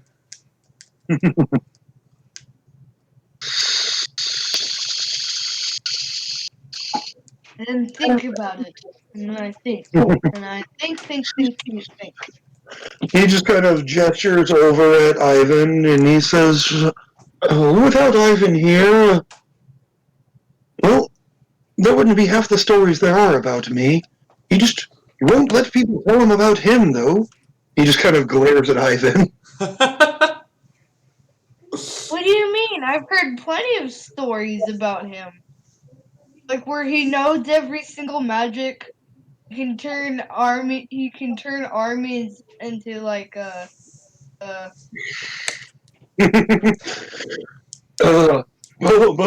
just kind of laugh a little bit. And he says, "Oh, I'm sure that I could do something to an army. If you're talking about 40 or 50 years ago, that army from Bellum, that was 10 people." and that's still an army.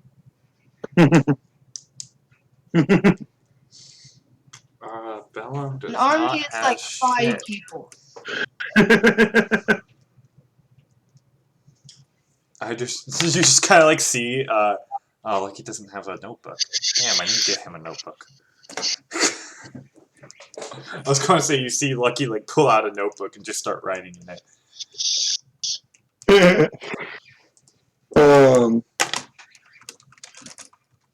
But An ice sheet. he just kind of waves his hands and he says, "Believe me, I've tried to disabuse the peasants of the idea that I'm some sort of a god, but they won't believe me, even when I tell them directly to their own face not to worship me. They do it anyway." Hey, I mean, it's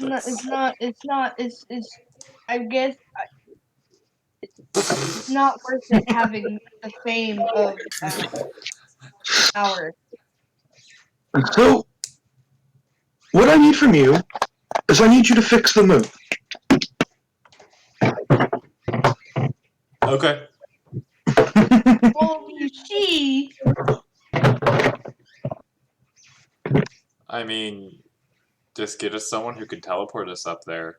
I mean, I feel like I'm pretty good enough to at least sustain Tot a little bit of time having air. He just kind of looks at Ivan, and Ivan just his face just kind of drops. He's like, "No, my lord, I've only got one left. You know how long they take to make?" And then the king, like it him, just kind of have a brief argument back and forth. no, And guys, a guy is just letting it go. eventually, Ivan just kind of seems mentally defeated. Um, and he pulls out the little miniature star that you guys had previously seen him working on with in its dimmed down mode. Um, He did say we need to start to use that. and like he said, he was arguing with the king because he's only got one left. Make me if you would like to follow the very technical jargon that is being said here, go ahead and roll me a knowledge skill of some kind. Right, big brain, you're good. Yeah, this ain't it, Chief.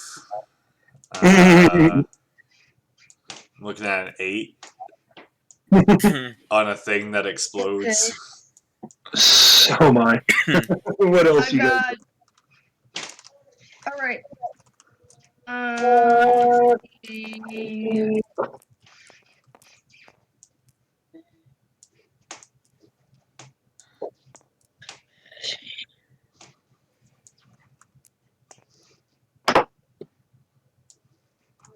All right. I got a 7. No, I got a 16. Alright, what about you, Rook? Are you gonna roll for this? Do you have anything relevant that might, What would it be? something relating to magical knowledge? Wait, don't you have my magical crafting? No, that was a retcon. Yeah. Yeah, I guess I could work.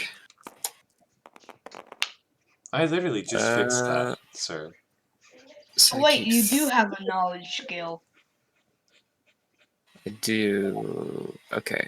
Actually, I think it's like I believe while you were unconscious last time, specifically in order to use your knowledge skill, a guy turned into you.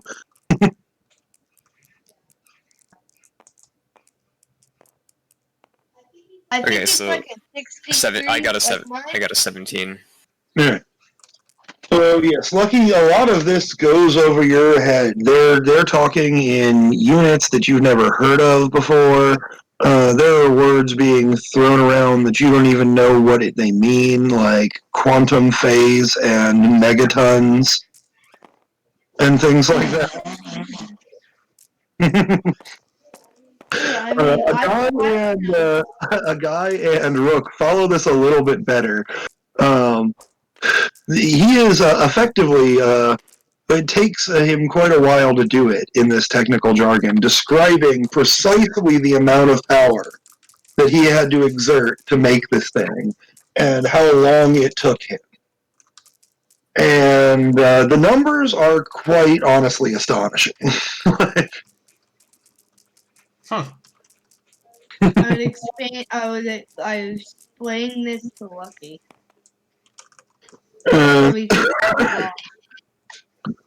Uh, You're talking at least the total force that was exerted to blow up the moon times 10. So why doesn't Ivan just fix it?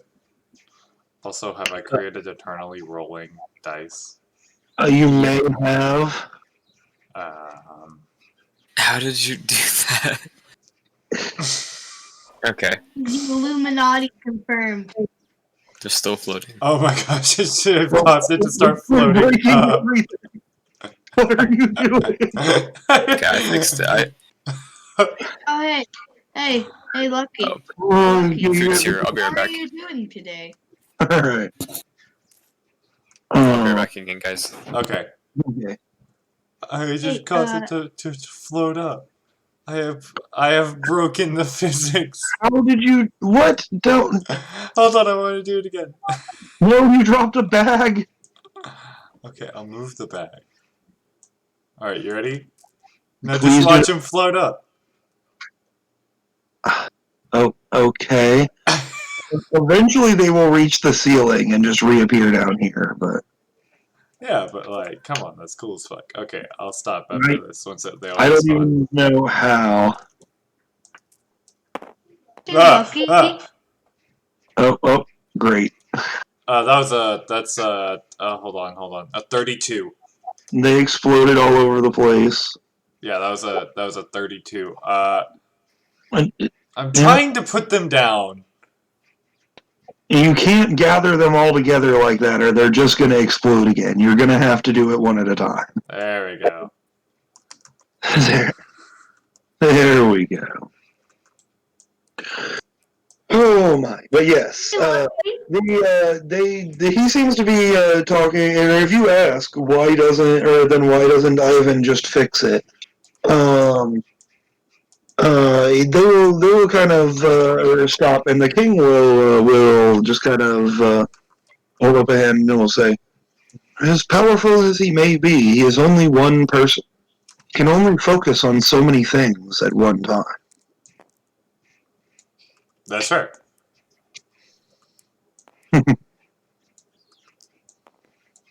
No, just for laughs.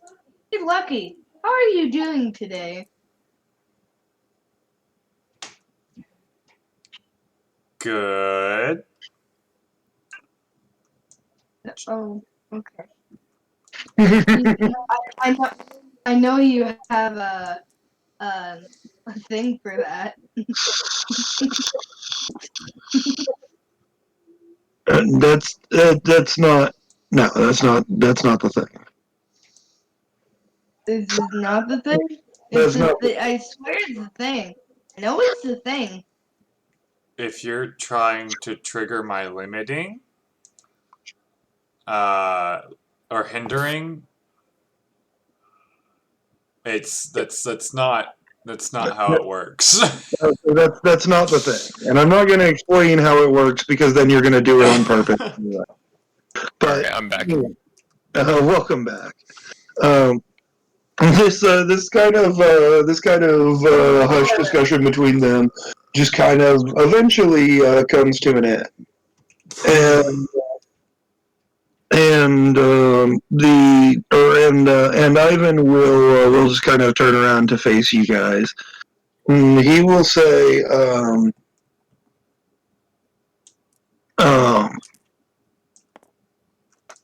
I suppose if it is so thoroughly decreed, he just kind of looks at the king, looking kind of annoyed. I will give you my power source.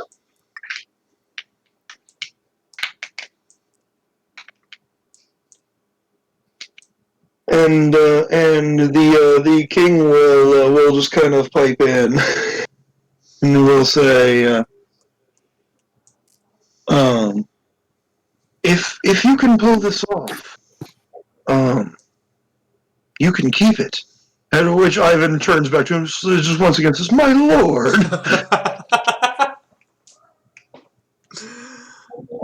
Well, I rolled a 43 on the thing to keep us alive, air magic. Well, I mean, you don't have to roll for it quite yet, but I just thought of something. If I ran around the moon really fast, would I be able to make gravity happen? I don't think. no, I want to say that's what that's happened. not how that works. That's not. I don't think you know how that works.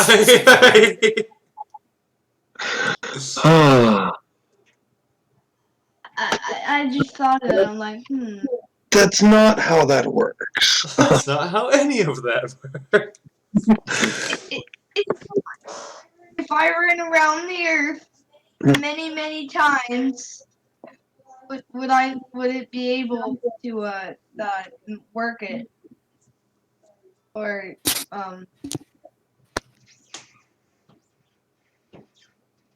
uh or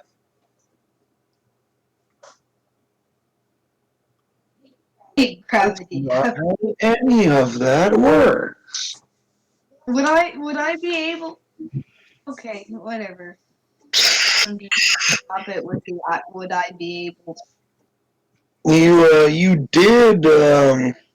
You did hear some stories about a different king potentially having, or you picked up some clues about the king of Iceberg potentially having some gravity powers, but none of you guys have anything remotely related to that.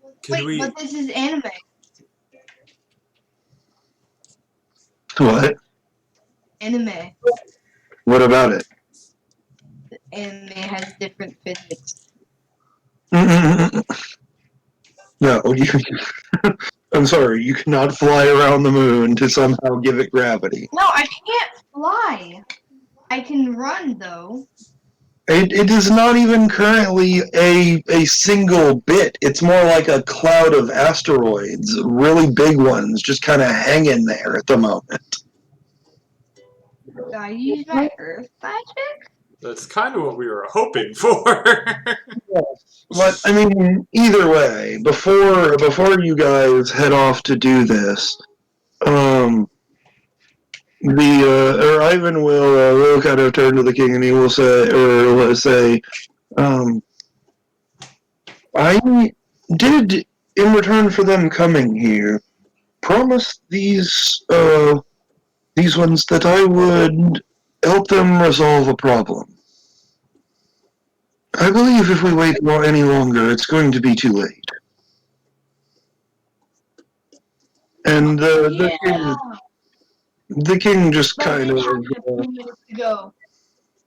the king just kind of nods and he says, "Come back and see me again sometime. You all are quite interesting." I just kind of bow and I'm like, thanks. I'ma just say okay. He waves one of his hands kind of towards the direction that you guys came from, and you see a beam of light kind of open up, pointing skyward. Ivan steps into it and disappears. You weren't waving goodbye to us? Oh, He was, okay. but he was also opening a portal. Oh, okay. I'm gonna wave back. All right, well then I'm gonna step through. And then I'm gonna make a little pebble rise from the ground. Okay. Why? Because he did something magical, so I have to do something magical. Apparently. Are you Make- following into this weird beam of light? Yes, I have walked through. I'm gonna do a cartwheel into it because why not? Alright, on the other side, roll a body save. Rook, are you following too? I guess. Okay. Yeah. Why not? Okay, great. That's a Oh, no, just a guy, because he's trying to do a cartwheel. Oh, okay. Well, I would have. All right, cool. the other two of you find yourself walking smoothly back out of this seemingly empty opening, and standing next to Ivan. A guy flops out and falls on I got a 12. You don't take any damage, but you do flop out of the thing and land on your head. I again just poke him and bring him back up to where he's standing. You did it twice. You did it twice. What? Oh. What's wrong with doing it twice? I'm gonna do it all I want. Apparently. In fact, I'm gonna jump off a cliff again. I mean, thankfully there aren't currently any here to jump off of, but or else. If I find one, I might jump off one. Why though? Suicidal. Oh. I will commit not living. All right. Thing. Let's A guy will die and everybody will go, a guy will die and everyone will be like, well, shit, we knew that was going to happen eventually. And I'm going to be like, Xavier, roll a new character. Yep. I'm just... child. A guy's child. I'll bury you right next to the guy you killed, and with the coffin. I'm just saying, I don't feel like a guy has a child. Aren't you like 17? Who says I doesn't? I mean, if you did, it would be kind of creepy, and we're going to move on and not talk about it now. Okay. Let's go. Yes, you find yourselves back outside, standing near the large golden desk in this kind of open pantheon. As you exit, the woman behind the desk kind of waves at the guy who was looking annoyed at you guys earlier, who continues to look annoyed at you guys before walking forward and stepping into the hall. I just kind of like wave. I spit on his grave is what I do. He's not dead, and also, why are you so violent today? I don't know. I think it's one of the side effects of drinking root beer. I don't think it is. Alcoholism. Root beer alcoholism. But yes, Ivan will just kind of he will gesture to the device that he gave Rook, and he will say, "If you want to go deal with your Earth Dragon problem, simply press the button as it is. To set the coordinates to the moon, do this," and he twists the device in 4 or 5 different ways that is complicated but not hard to remember exactly. Difficult to understand, but not difficult to remember. You know. Excuse me. Did you say? You will twist it back Look so up that weird pictures of set midgets? to 7 and hand it back to you. Okay. I'm sorry. Did you say look up weird pictures of midgets? That is not what I No. said, and I know you should not do that. I'm sorry. Did you say yes, please? Rook, please push the button. I push the button. All of you disappear in the middle of Guy's weird sentence. Lucky is like, thank God. You find yourself appearing in quite a chaotic hellscape. As you saw through the lens, things kind of seem to be exploding. There's a lot of dead people. A lot of stuff is on fire. But this is Bring them back to life. right outside the wall of South Crossing. Well, first thing I'm going to do is equip the Reaper cloak and then activate the Lacrima crystal. Alright. There doesn't seem to be any particular environmental effects happening right now, but probably not a bad safeguard.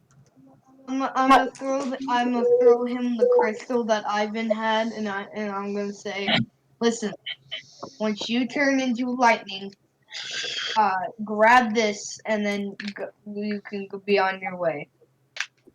Xavier, you're not grasping the gravity of the situation here. No, I am. I'm just gonna throw it, and then I'm gonna put on my mask and grab my dagger. Okay. I'm going to consume a lightning and a fire glow stick. Alright. How many of those do you have left, by the way? I'll have 1 and 1 left. Okay. Okay, let me get this straight. How long have you had these? The lightning one for a very long time. The fire one's not as long. Yeah, fire ones were while we were in Iceberg. You guys literally, Lucky collected these lightning ones, though, literally on your guys' first major mission into the mines. Yeah. I just use them if we're in a battle. So that gives me a plus keep 2 to my next hit, right? A temporary plus keep 2. As long as you're using both of those elements. But I could apply that to Arc of Trees and or Arc of Magic. As long as you are somehow using the appropriate elements, yes. Arc of Trees, that might be a little bit harder. Arc of Magic, you could probably pull it off. You know? Okay. You know what? No. I'm gonna grab my dagger. I'm gonna throw it in the air. and then I'm gonna transform into a hide behind, and then I'm gonna catch the knife. Hide behind with a dagger. Oh my. You know, With I a mask. probably when I told you the stats for this thing, I probably should have considered the fact that you could stack that bonus speed on top of the hide behind's already bonus speed. I didn't though. Yeah, that's Yeah, I am That's slightly OP. terrifying. I am OP. Oh my god. that makes him faster than me now, right? You are very, very fast. You guys can't even You see me guys when would I have to run, check boys. let's see. That puts him at the ability to move exactly as fast as you while being a lightning bolt. That's terrifying. Where's Which I believe scientifically is somewhere in the range of 30,000 miles an hour. Neither of you can maintain this for very long without ill effects, but you can do it. Okay. And then I'm gonna run off. I'm gonna run off with my mask on, and then I'm gonna leap. I'm gonna leap. Hold on. Before you go any more, I need to know what Rook is doing to prepare, and then I need all of you to roll me initiative. Alright, hold on. Red. I love. Is there anything I can do to prepare? Shoot. I don't think I have actually anything I can do. I don't know. Like, all of these other people have like buffs to put on and like gear to equip. I don't think you really do. You just kind of do what you do. Yeah. That's a 33 for me. You know what? I'm gonna throw him a temporary. I'm gonna throw him my mask. I'm gonna say I'm already too fast for you to see. You're gonna throw who your mask? No, I'm gonna throw my mask at him. Who? Rook. Me? Who else? Why? Doesn't that only add water magic buff? No, it's my Mud Ward. It does add to his Mud Wars, so I mean, it would theoretically be kind of helpful if you intend to use that. But honestly, Xavier, you should keep that. That's your like main magic. We're like 5 other things to do. Well, yeah, but I'm already freaking fast. All right. I mean, okay. You know what? It's fine. A guy tosses you this weird mask, Rook. What do you do with it? Alright, I'll catch it and put it on. All right. As long as you are wearing this, you have +1 keep on to your magic that you copied from him. Or did I? Or no, am I wrong? It's a keep 2. Yes, it's a 0 keep 2. Yes, so you have +0 keep 2 to using the magic that you have copied from a guy while you're wearing this. Okay, gotcha. And I'd say I could make you one. I mean, the first time you did it wrong and needed to have it fixed by an arch wizard, but you know what? You might do it right the second time.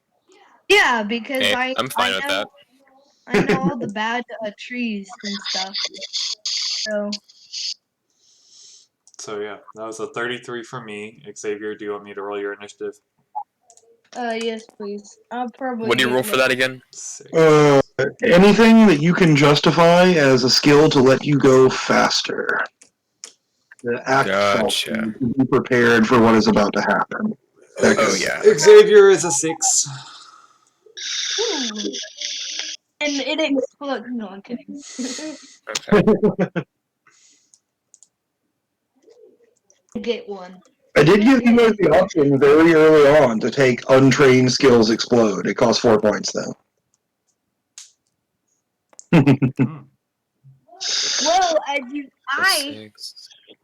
I got everything. Basically everything explodes. Pretty much all of a guy's stuff explodes except for your defenses. I think is pretty much the only thing. That's a 20 for me. And, all right. And my God Infusion. Let's, yeah, well, I mean, you've never even had a chance to use that yet, and you probably won't for a while, though it has become a story thing. Well, Really? Yay! Oh yeah, Ivan does have my magic. the army rolled like butts. The dragon only rolled slightly less like butts. Let me. Army. The army got a 1. Oh my god. I go for that. I go before them. Yes, the current order is Lucky. I have to roll for Haba too. I'll do that in a second, though. Hold on. Lucky, and then Rook, and then the dragon, and then the guy, and then the army, and then I'll roll for Haba. Wait, you know what? No. Wait. Could I become the dragon and roll? You could try. It would be very difficult. I mean, in fact, and I don't think your maximum roll without a ludicrous number of explodes is high enough for you to turn into this dragon. Alright, ludicrous. Alright. Explodes, let's go. Wait, does Wait the hide behind until your turn. Wait, yeah, but wait. Does the hide behind have a Oh, yeah, actually, that is right. You are a hidebind at the beginning of this combat. Roll a 4, keep 2 instead of your normal. I gotcha. Ooh, baby. Oh, you got it? Cool. It does not explode, but do roll a 4, keep 2. 9! Okay, that is slightly better. That actually does put you above Haba, though still below the dragon. Okay, so I go third. Lucky, Rook, Dragon, you, Haba, start over. And then Army. Army all the way at the bottom. You're literally right in the middle of the list, basically. Yeah. All right, so Lucky. It is your you have the first chance to act here. You kind of look around. This is quite a brutal scene. People being thrown through the air by eruptions of earth. Entire legions of fairly weak wizards, but combined, performing in stance blasts of energy that combine to equal things you've never seen, lancing out towards this dragon. All right. Well, I'm gonna roll my magic to get to kind of the center point. That's a 28. So that's my first action, is to get to the center. The center point of this battle seems to be where the Earth Dragon Queen herself is positioned. Cool. Okay, that works. You kind of enter this central bit where people are firing ludicrous amounts of magical energy. Like I said, not very much per person. But it seems like every wizard in this army is throwing what they've got against this dragon in barrages, basically. And ludicrous amounts of energy stream overhead and past you as you maneuver yourself into this central area.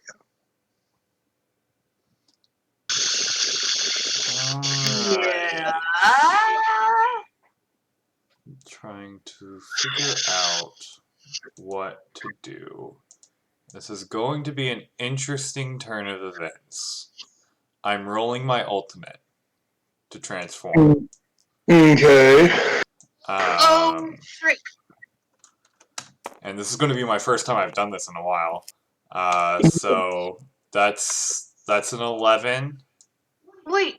So I have it for 11 for 5 minutes. Is it your Half base? number you rolled in there. Isn't your base your ultimate? You guys get to watch here as Lucky has kind of been going around normally with this energy around him. And now that he is actually activating his ultimate once again, it bursts wildly. The Lucky is barely visible in just kind of this persona of a demon-esque figure made out of the elements. Spooky. Okay. Do you currently have any experience points left, Lucky, from that 4? Did you spend? I have some that I was going to spend, but I can take it out real quick. My Pontifex Maximus is back at a 1, so I have 2. I don't have enough for a 3rd, but I do have 2. If you so choose to, at this moment here, you have the option to spend 1 experience point and just simply add the keyword underneath your ultimate.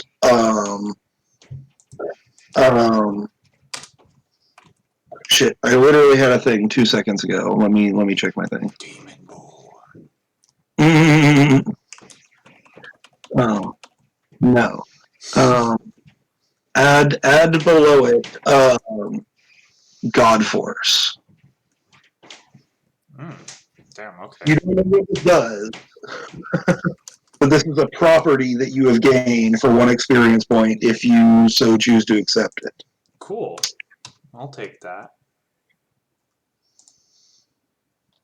All right, now plus all of your moves times 47. I Now am you rolling currently kill the dragon. a 10 keep 10. Yes, your ultimate is stupid. Yeah, I am. I don't know why you're not dumping more of those points into your ultimate to get an even bigger boost when you do it. Oh, I'm going to. That's actually what this session's experience is going to. The split between that and Pontifex Maximus. Perfect. Actually, yes. wait. What happens if the dice you collect is higher than what your like figure is? If you have more than what your max like attribute is, you just roll like the max. So like if you have 7 spirit and somehow you have a bonus that gives you like keep 10, you just roll 7, keep 7. You roll your first number is your max, basically. That sucks. What? It means you gotta actually bump your base attributes, kid. You haven't actually raised any of them since the beginning of the game, except mine one time, I think. What do you mean? I mean, you started with really good base stats, and you've literally never raised them. They were good at the beginning, but, like, you're trying to spend some of your experience in that. I'm just saying. And I've been surviving, right? I mean, barely sometimes, but yeah. Okay. Yes, Lucky, your first action is spent introducing yourself here, and then you burst out into your newly realized God Force mode here. It's not just a ridiculous anime name I'm making up. It's actually from the shit this is based on. Oh. Don't look it up. Not yet. Did you hear my keyboard typing? After the session, you can look it up. Alright. But yes, as you kind of look down at your own body, you are obscured from the world to everyone else. Nobody can see you at the moment, other than this elemental creation that you have drawn about yourself. But you can see yourself, and you can see out of this. And looking down at your own skin, it seems to be glowing with a slightly golden light, reminiscent of your god himself when you met him. I see. Rook, it is your turn. You have just watched Lucky fly into the middle of this mess and then turn into a giant demon-looking thing made out of 3 or 4 elements. However many you got at this point. Is he? 3 plus Is it? the arc of trees and magic. So Yes. Does it look like he's gonna like openly being aggressive towards the whoever's out here, or is he just like going there to like prepare for like a speech or something? And he has gone there and he has transformed into some kind of crazy bullshit that you've never seen. Whether his demeanor is hostile is up to Daniel, though. I can tell you he's not. I'm about to go and try to speech the fuck out of everybody. I just needed the extra boost.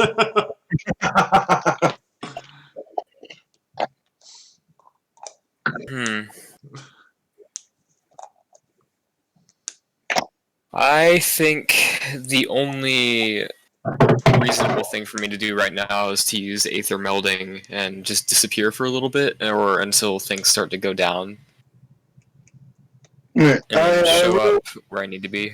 I will give you the first one for free because I hadn't told you that. But do remember, this is a once per. Oh, you're right. Okay.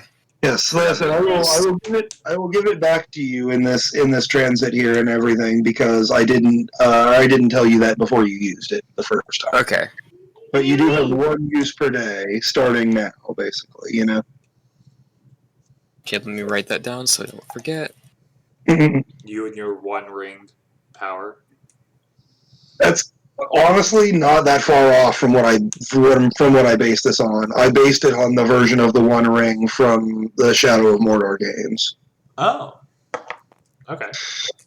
Alright, 7 The movie version. But the version that happens when a powerful wizard or sorcerer uses it. Mm-hmm. That's a 16, so 8 minutes again, right? Yes. Alright. Alright, and then I'm just going to, while currently non-existent, make my way towards up where Daniel's going, or where Lucky's going. Alright. I will say, on this battlefield here, you see some things that you had not previously seen. Kind of giving some context to the painting that you saw. As the various wizards in this army and the dragon itself are using magic, are throwing magical energy around, each bolt of it seems to be alive. In a different shape, a different form, depending on the type of magic being used. But you see snarling tigers, serpents striking, giant whales blowing water cannons, blah, blah, blah. Like, it looks like a fucking Pokemon battlefield, honestly. Gotcha. So, very hectic. Yes, it is a little bit difficult to keep your bearing with all of this magic flying around where it's like, you don't literally see these shapes, but these are the impressions you get as you look at every single type of magic being used here. Each seems to be alive. And to have a form, quote unquote, in this ethereal world that does not match that of the way they appear in the real world. Okay. Though it may alarm you, that's not the only things you see here. There are large, disgusting, bloated creatures that seem to be in this realm feasting upon the bodies of those who have been blown aside and killed. They seem to pay no attention to you as you pass by. Okay. Whoa. The heck? No, it's not about the monsters. They almost look like giant. Wait, what? Is he making a move?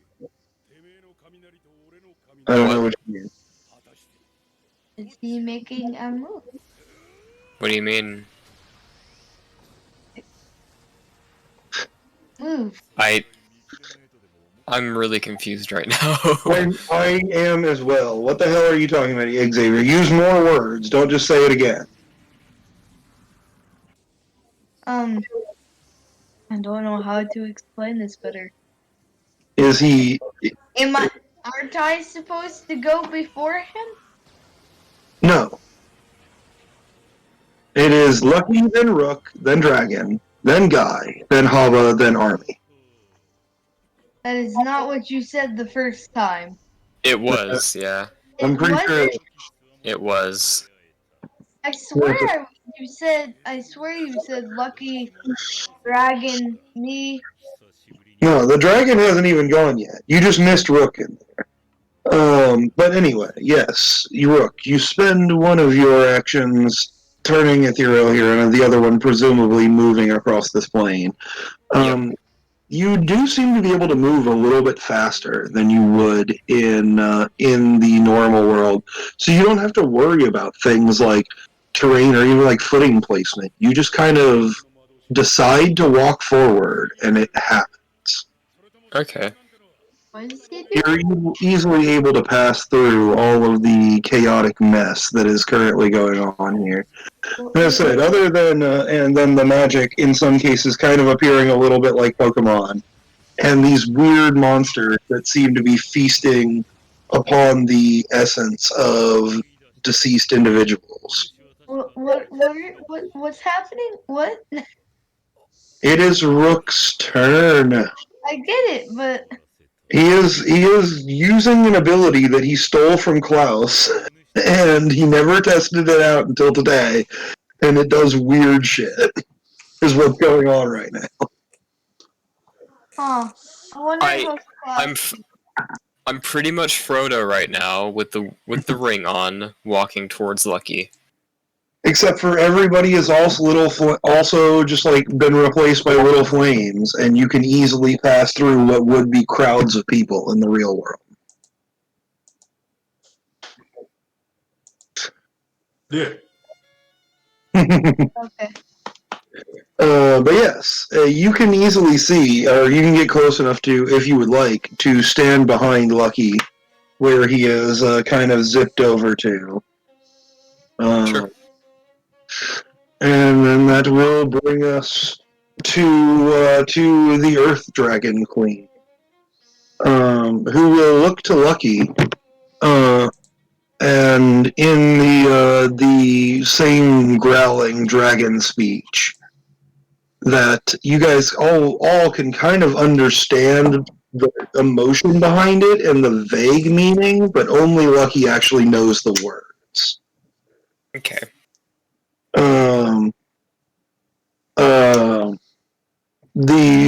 The queen looks to you and says, "Have you returned to assist me as an ally? Or must I strike you down as well?" Lucky, like, I don't know exactly how I look. Like, what I'm imagining looks terrifying as hell. But that's probably because, like... it is to the average person, absolutely. This dragon seems to be mostly unfazed. In fact, if anything, she seems to be impressed. Good to know. He just kind of...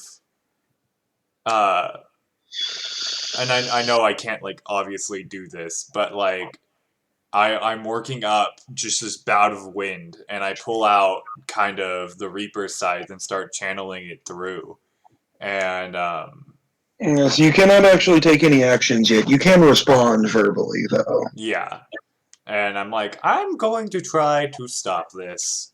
Don't know how yet, but I'm gonna try. These ones invade my home and destroyed most of my brood. I will not show mercy upon them. I mean, we can bring it back, can't we? You guys don't have any knowledge of how to bring anything back to life. I I mean, Ivan probably does. You didn't ask. Why didn't I ask? I'm dumb. Oh, okay. I'm gonna have to go back to Pregante. You literally also, I'm sorry to tell you, Xavier, you also didn't ask about literally the one thing that you were originally looking for, the ability to transmute one material into another thing. Fudge! I'm dumb. Oh, God. Can we go Don't back worry, to see you guys will meet him again. It won't be too long. Okay. Okay. Oh, my God. I totally forgot. You got all tied Oh, up in my God. story about the arcs and forgot why you were looking for him. I did too. I'm hitting my face into a pillow right now.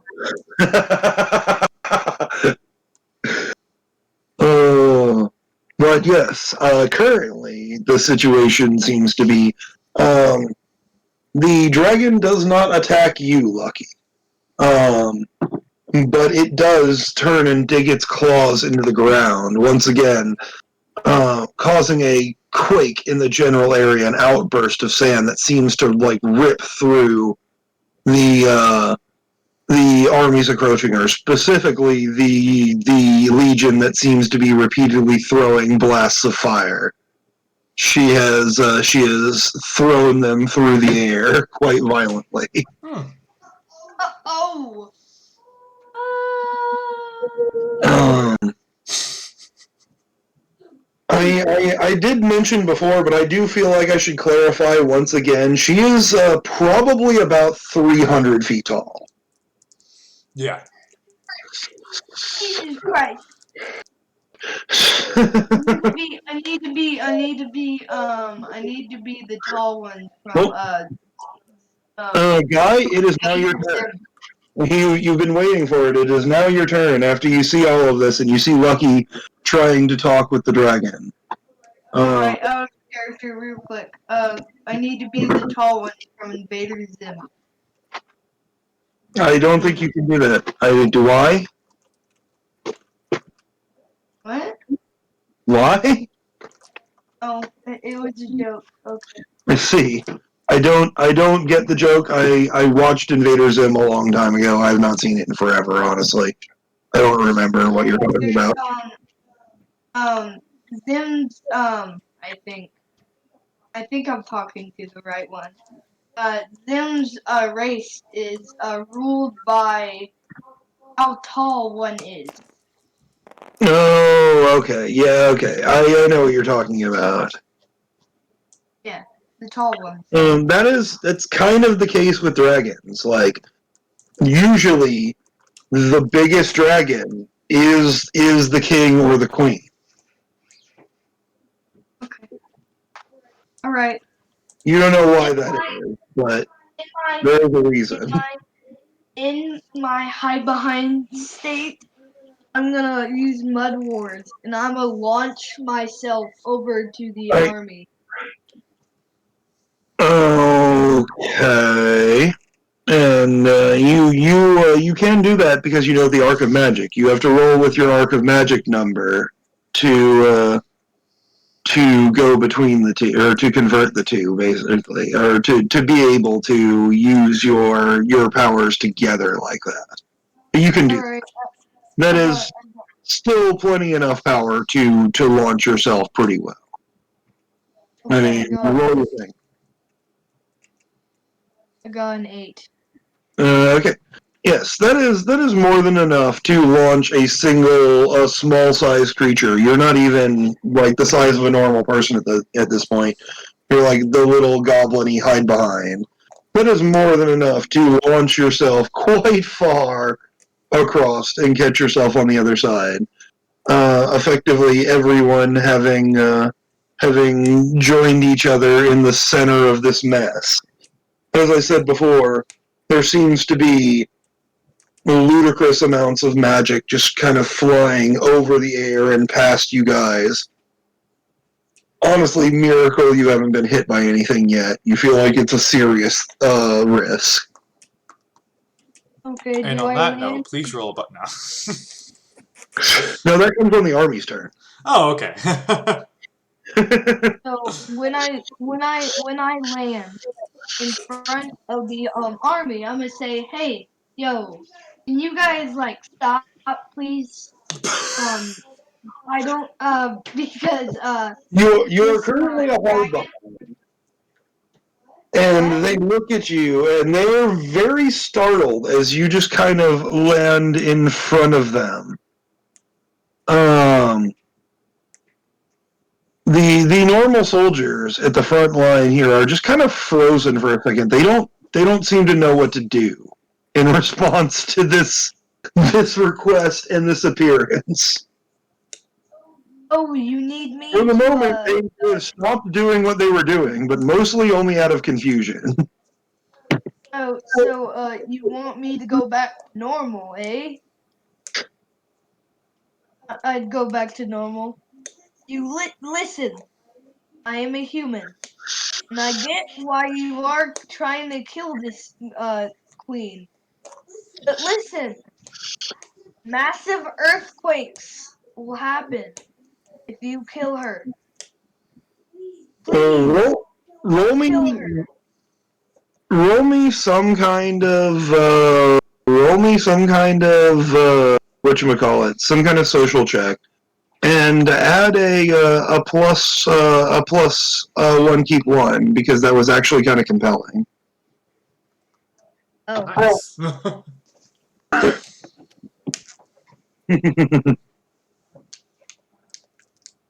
So pick out whatever your talking skill is and add one keep one to it and roll that for would Big Brain help?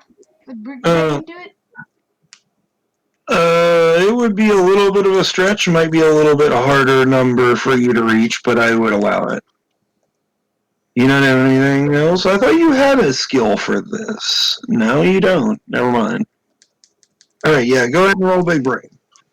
I Oh will my god. It's adjust. happening again. I'm prepared for this. Alright, so Are you just exploding violently once again? Is this happening? hopefully. Hopefully. Don't know. Hopefully. I mean, where are you rolling in the thing? Are you in the general or in the hillfolk one? You're in the hillfolk one. I see it. Yeah. Yeah, I see. Oh, 1D. That's not a bad roll. Okay. Okay, whatever. Mm, Yeah, that's not a bad roll. How many do you keep on that? I got a 20. Wait, no. Uh-huh. Wait, no, I didn't get a 20. I got a 22. Did you remember to roll? Okay, yes, you did. Okay. Yeah, that seems about right. 22. Okay. Yes, you. Oh, wait, Whatchamacallit? wait. I didn't use my one keep one. Oh, Oh, frick. you didn't. That's what I was about to ask. Was like, did you roll the extra one? But Roll roll one extra d6. 7d6. Well, no, just roll, just roll Okay. one Oh, extra for okay. us here. Oh, well, I have to say something. This I roll was see. pretty good. I see that, but you had already rolled your previous one. Please just roll me one extra. I'm sorry. Aw. Your previous roll was already pretty good, but just roll one d6 for me. Okay. Well, I got a 5. Yeah, that's another 5, so that bumps it up to a That's 27. 32. That's 32. 32. Yes. I'm bad at math, guys. I'm But done. yes. The kind of captain of this force steps forward, kind of pushing his way through his men, and he kind of is like looking a little bit slack-jawed at you, and he says, "You're telling me it's going to be worse than this if we do kill it?" That's what I'm saying. And he doesn't have any actions yet. That is the end of your turn. We have to go through Habba's first. But he seems like, despite all odds of this weird appearance with that ridiculous roll, he seems to believe what you're saying. You have convinced at least one captain that he should stop. And when it comes down to them, we will see what happens with that. But Habba is going to go first, and he's going to kind of look over at the two of you who are currently here, Lucky and a guy. Rook is in null space at the moment,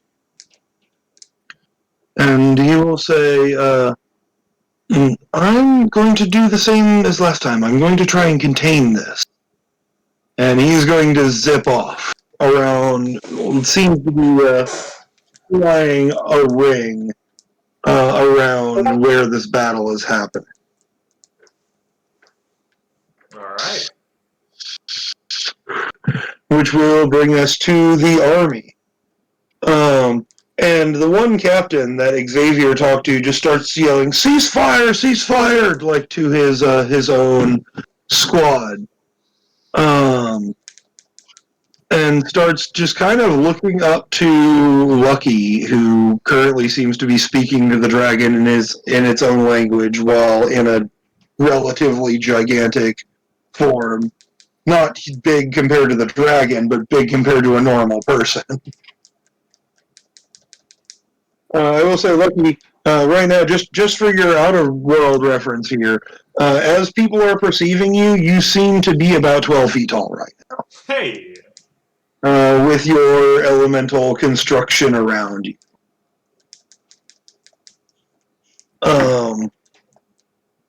But yes, they just kind of seem to be looking to this strange group of people who have just appeared and seem to think that they're going to handle the problem. I mean, yeah. And the discordance spreads around some of the army. A large number of them have not gotten the news yet, or have not been convinced, and still continue to fire, either with crossbows or with magic if they have it.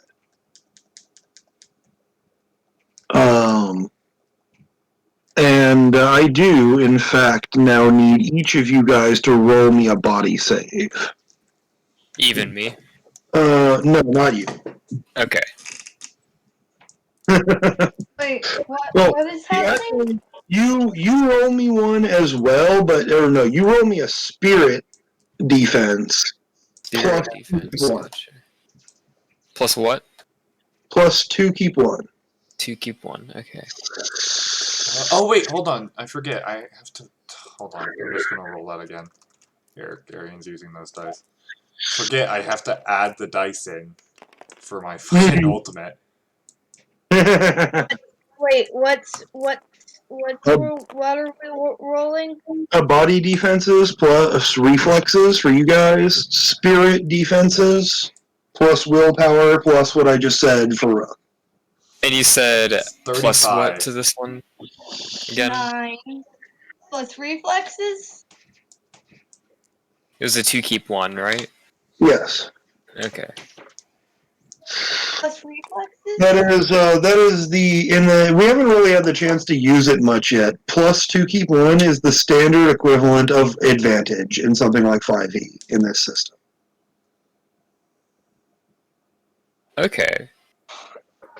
We mapped it out to be about. How does that work? Do I like re-roll the thing or? No, if you whatever. Oh no, it's just a bonus. Yeah. Gotcha. Yeah, it's just what I said. Mathematically, it is about the equivalent of like 5th edition advantage, and that's kind of how we use it in this system. You know. Okay. Is it Well, plus, I got 17. I got In this case, 35. in this case, specifically, just so you know, you are advantaged here because you don't have to worry about any of the physical projectiles. Only the magic could possibly friendly fire you. You know. Yeah. Plus reflexes. Yes. I got a 19. All right, 19. What was Rook's plus 17. willpower instead of reflexes for you? 17. And Oh wait. Lucky? Oh, plus. Oh, I got a willpower. 35. Hang on. Yes, plus your willpower. Why does everybody get bigger rolls than me? Because you have Because- upgraded nothing. I'm also Yeah, in my 31. That's the thing I keep I telling you. explode I- everything. I know it's cool to explode everything, Xavier, and to have like a bunch of different skills. But like everyone else has actually increased their like main skills and stuff like that, and their main attributes. And you just haven't. You've just been learning new stuff. You know? Mine is a 31 instead. Okay. All right. So I feel bad, but Xavier, you're the only one who is caught in the crossfire here. Both you, Lucky and Rook, at some point have to kind of step out of the way of a attack from the army that seems to be directed at the dragon, but was about to go straight through you, Wait, and you just kind of have to step out of the way. wait, A guy, wait. it's not even that bad. Hold on, hold on. You're fine. Just let me finish explaining. Wait, no, the hide behind. You're no Wait, no, longer the I'm- hide behind, remember? Yeah, I'm no longer. You turn back to normal. You will take 1 point of damage as some guy kind of just grazes your arm with a crossbow as he fires at the dragon. Real quick, am I healed or? Yes, Because everybody should currently be at full HP in all categories. Before this, Okay. at least. Now you have minus. You're taking 1 body damage as a crossbow from the back line just kind of grazes you as it goes by.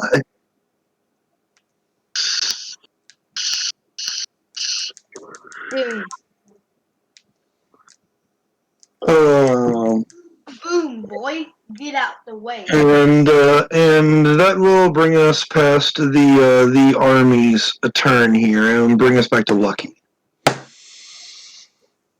Okay, so I am going to spend my entire turn doing 2 things. First thing is I'm going to do a giant, or attempt to do a giant wind barrier around the dragon, separating the dragon from the army. Before you commit to this, I will tell you that like you would be fully aware that the full force of all of the magic and mundane artillery flying in right now is far beyond your powers normal. Yeah, it's not necessarily to block it. It's more of like a, oh hey. Okay, you just want to make it clear to everyone, who even the people who can't see what the fuck's going on. That something's going on. And then Okay. second, I'm gonna roll an Aurora's heal and try and spread it out as much as you'll let me. But I need to count my absurdly amount of dice for that one. 1, 2, 3, 4, 5, 6, 7, 8, Your- 9, your- 10. Your standard for heal is, remember, it is half the result rolled is the total amount healed. And I will allow you to spread that out to anyone or in any number that you like within your range. Yes. So 38 for the wind barrier. Now I have to count 12 Okay. for the healing. Wait, what? 6, 7, 8, 9, 10, 11, 12. I have to count 12 for the healing because I get a added +2 for Aurora's heal. Yes. Yeah, for your wind thingies. Yes. And I get to explode a 1 and a 2. I just thought of something. Is there a magic that like whenever you get healed that you like your stats increase? Is that like a And then that's a 59. for the heal, divide that by 2 for me, so 29. Yeah. Yes, you have effectively 29 points of healing to spread out body healing to whoever you would like within your wind magic range. I just kind of spread it out to everyone, including the dragon. Alright. There are easily more than 29 people within your range, is the problem. Yeah, I just spread it out to as much as I can. Just the closest ones first, or whatever. Yeah. Yeah, you just give one hit point to everybody that is the closest 29 people, basically. Yeah. A guy that actually includes you as well. Heal that 1 body damage. Hey! And then Looks like I'm special. Once again. I kind of just yell at everybody, being like, I don't know. Do I have? I just naturally can like let the wind carry my voice, right? To reach. Yes. Your voice, because of your wind magic, the things that you learn from Susano, you learn to spread your voice to be heard, like basically as if you were standing at the absolute ranges of your magic. I see. Okay. So, because I'm holding the Reaper's Scythe, I have 150 feet in all directions, right? I believe it's 180, but yes.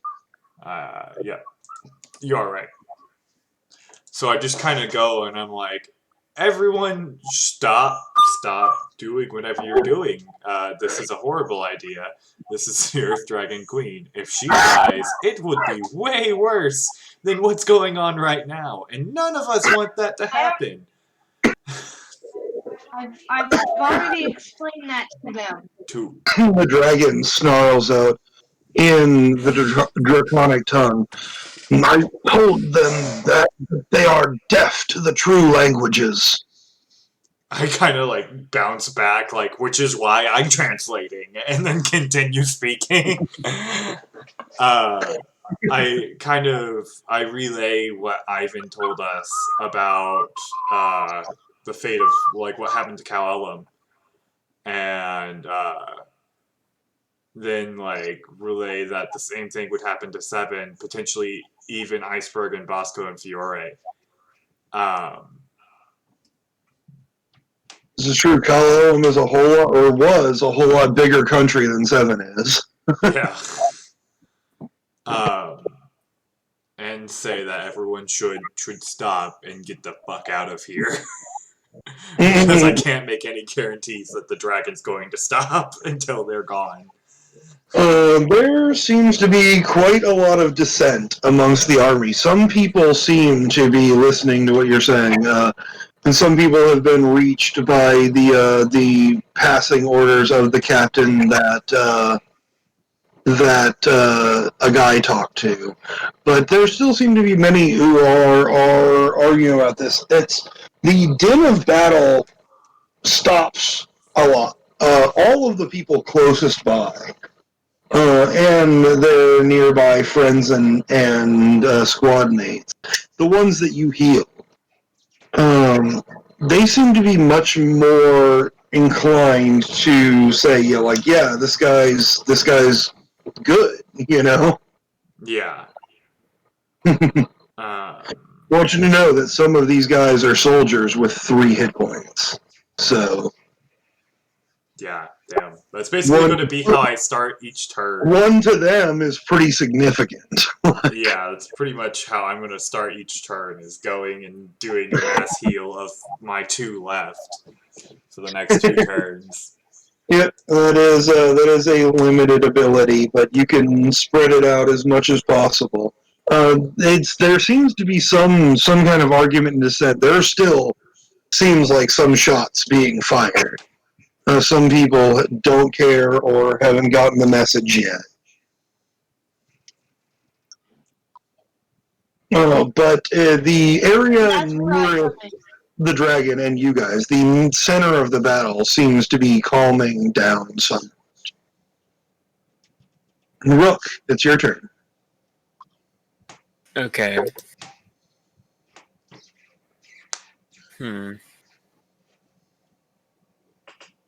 I don't really know if I can do anything here, honestly. It's still kind of just Lucky taking charge. Just go and like stab a few people who aren't listening. There's still like you can hear these words actually, like you can still hear everything, just so you know, ringing out, and actually it's a little bit easier to understand what is being said, even that in the dragon language. You still don't know exactly what is being said, like the exact words, but you get pretty much the idea of what is being said here from both Lucky and the dragon as they speak in this tongue.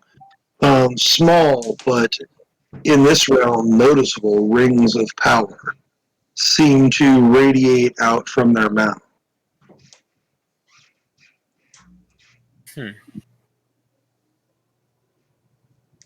You notice another strange entity, an almost Remora type flying bit that seems to trail along these waves. He's found the Ark of Darkness. He knows. Once we actually wrap up for the night, I'll tell you all guys what I inspired this from, if you would like. But Okay. Oh yeah. I kind of want to just keep it a mystery. But Ooh, also speaking of wrapping up, I know we're in like a big fight, so that's why I have been trying to wait, but I do have to get him home around 10, like 9, 10:30. Or 9:30, 10 o'clock. yeah, and I mean, it seems like you guys are trying to make this not a big fight, which is why I've been letting it go on. Like, if it seemed like you guys were gonna jump straight in and start murdering shit, I probably would have told you to hold it till next time a while ago, you know? Yeah. But it seems like you're trying to de-escalate the fight here, so I think we're a little bit on track to end relatively soon. Yeah, say what are you doing? I honestly, I really don't know. What can I do here that's not gonna like disrupt what Lucky's doing? I mean, you're not entirely sure. Currently you are in the realm of non-existence. You are not even entirely sure of your ability to interact with things in this state yet. You haven't really tested it. It's like I'll go and poke Lucky to see if I can touch him, or if I just go through him. As you approach Lucky, I will say the aura of magic that he is generating around him makes him appear, though still just a little flame at the center, not a person. Yeah. Much more like he appears to everyone else. You can see the shape of the magic he's created. And if you kind of poke your finger into it just a little bit, it tingles a little bit. You don't feel like it's any different from if you just kind of stuck your finger into like an aura of electricity and fire and wind. Otherwise, really feels about the same. No, his body does not seem to be there. Just the little flame. Gotcha.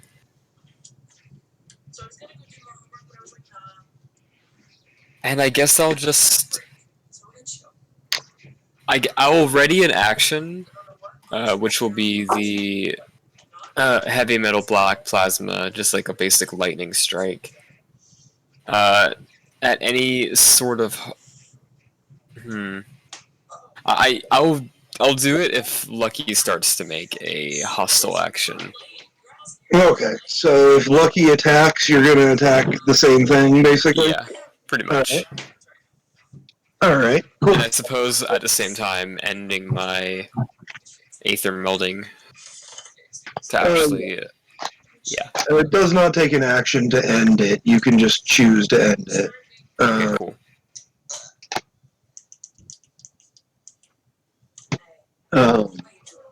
Whenever you want to pop out, you can. Basically, like even that's one of the benefits of this kind of sustained ability is even if it's in the middle of someone else's turn, and you just arbitrarily decide I want to not be aether melded anymore right now, you can just drop. Okay. You know. Though once it's down, you know. Yeah. I can knock you out. So that will move us to the dragon's turn, who, having received healing and supplications from both the guy and Lucky that they don't really want this fight to continue, she will say, I would be happy to return to my burrow beneath the earth where I have caused no problems for the past 2,000 years. If these ones also agree to go away, the transgressions of my children, what they do, is not upon me. I do not control them. As you know, and she kind of glares at Lucky. Yeah, I am translating. And can I change? Would it cost me anything to make my avatar be like a dragon? as I'm like translating this out, like to make it look like the Earth Dragon Queen. You would be very small compared to her, but you could form your kind of aura into that shape. That's not a problem. Yeah, I feel like people will still look as I'm the one translating. Probably.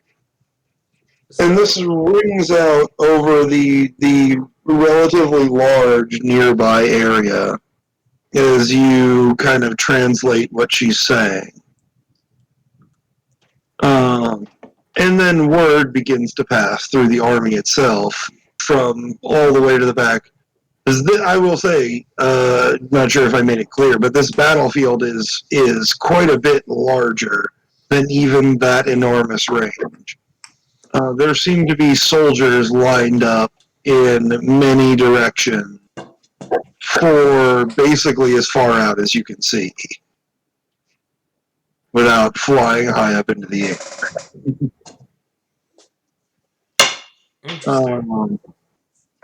All right. But the word kind of rings back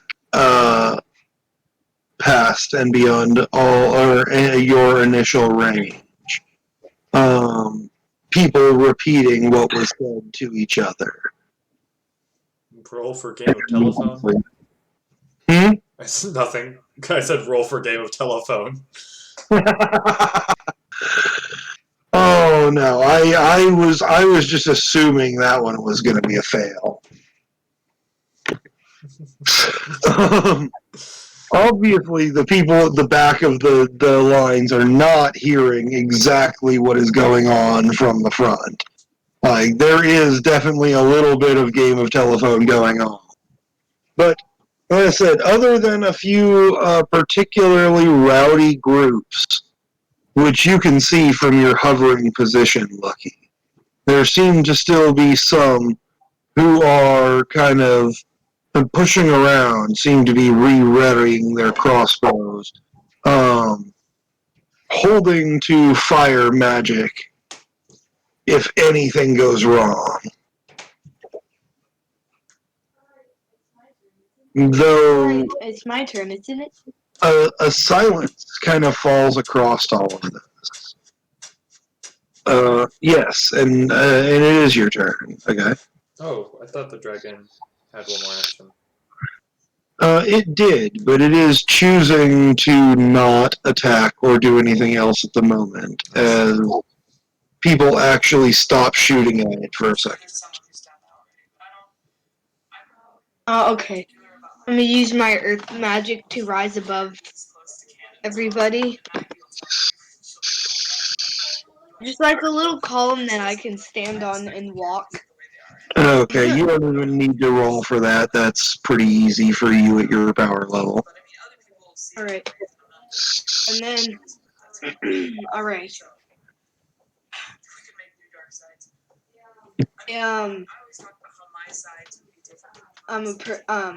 Guy would breathe in and breathe out and start talking to a very, very, very long speech. I mean, what are you talking about? Okay. Alright. I'll just say a gist of it. Yeah, give me the best quotes here. Alright. Some of you may want to kill this dragon because she killed your people. But it was in self-defense. Although you came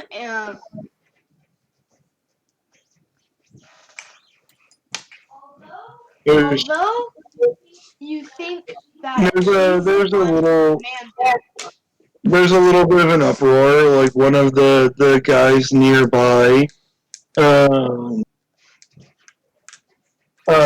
screams out. His friends seem to be kind of trying to shush him. He kind of calls out. We followed the trail from a dragon right back here. It came from right fucking here, and he just points at the ground where they're currently standing in the trench.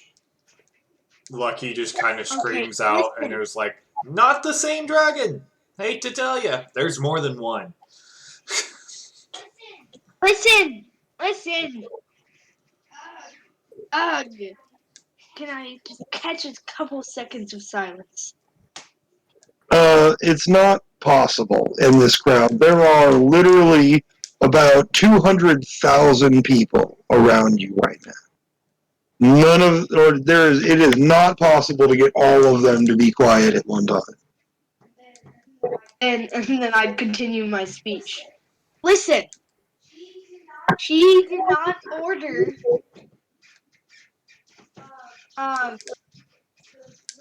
the dragons to go. And then I look at Lucky. I raise up my scythe, and I'm like, I will end you. For the moment, we can drop out of initiative. No current hostilities are being enacted. Okay. So yes. What do you guys? How do you guys handle this current situation? A very tense dragon and a very tense army that may begin fighting again at any moment if you say the wrong thing, or it looks like hostilities are being reenacted. This is tense. Listen. Beyond what you can understand. Listen. I live in a hole, which means I don't get to see what's happening. Listen, I've lived in that hole long enough to know that you just have to forgive. Listen, the person, the dragon that went over to across your little place, there was actually 2. Now, it may Iceberg is what you're looking for, but there's actually 2. And although you might think that this queen here was the one who ordered him, it wasn't. It shows. No. I'd look at Lucky again. And then I'd say, the truth is, About to start rolling a lot of dice. I'm waiting to hear the end of the statement. it was 1, 2, 3, 4, him. 6, 7. And I point to Lucky. It's 12 dice. Okay. Alright. Things are happening now. This is gonna be a problem. And yes, I do think that you would shoot him, but don't. He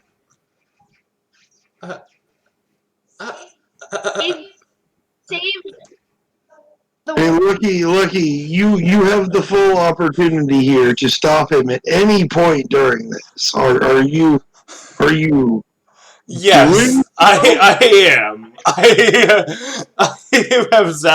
zapping him.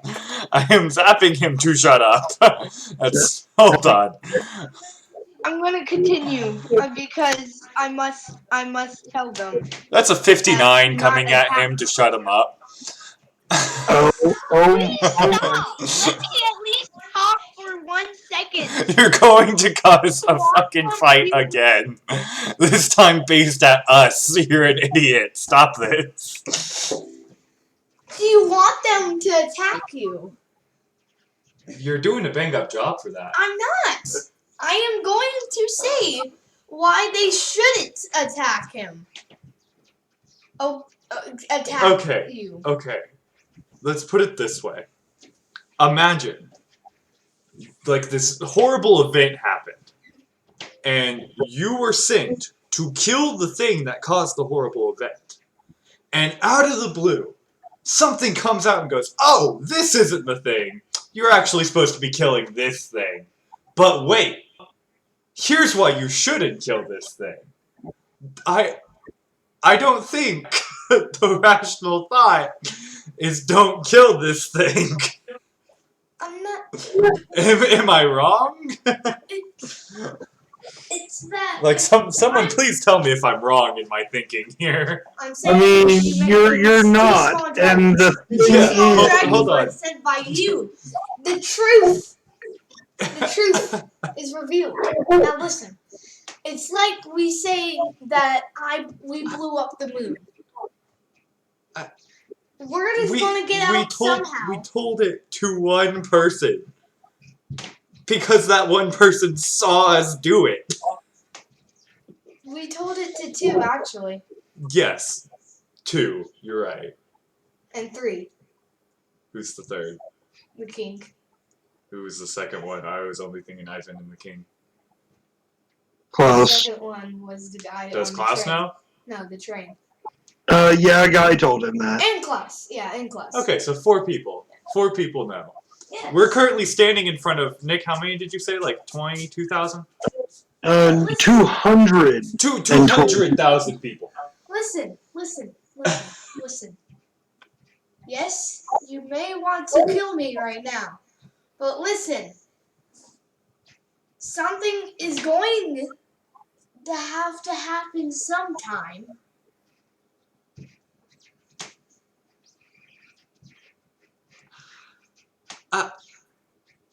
I just don't think you thought that one through, buddy. I did think it through. You didn't.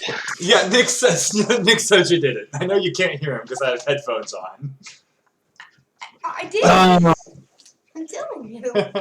Go back in there. We'll see how it plays out. It's happened now, so. I have to process what just happened. Xavier killed us, is what just happened. Oh! I did it! Um, I didn't do it! the hold on. We're gonna go ahead and resume back into initiative order. Wait, what? Xavier, what Owen, did you think was going to happen?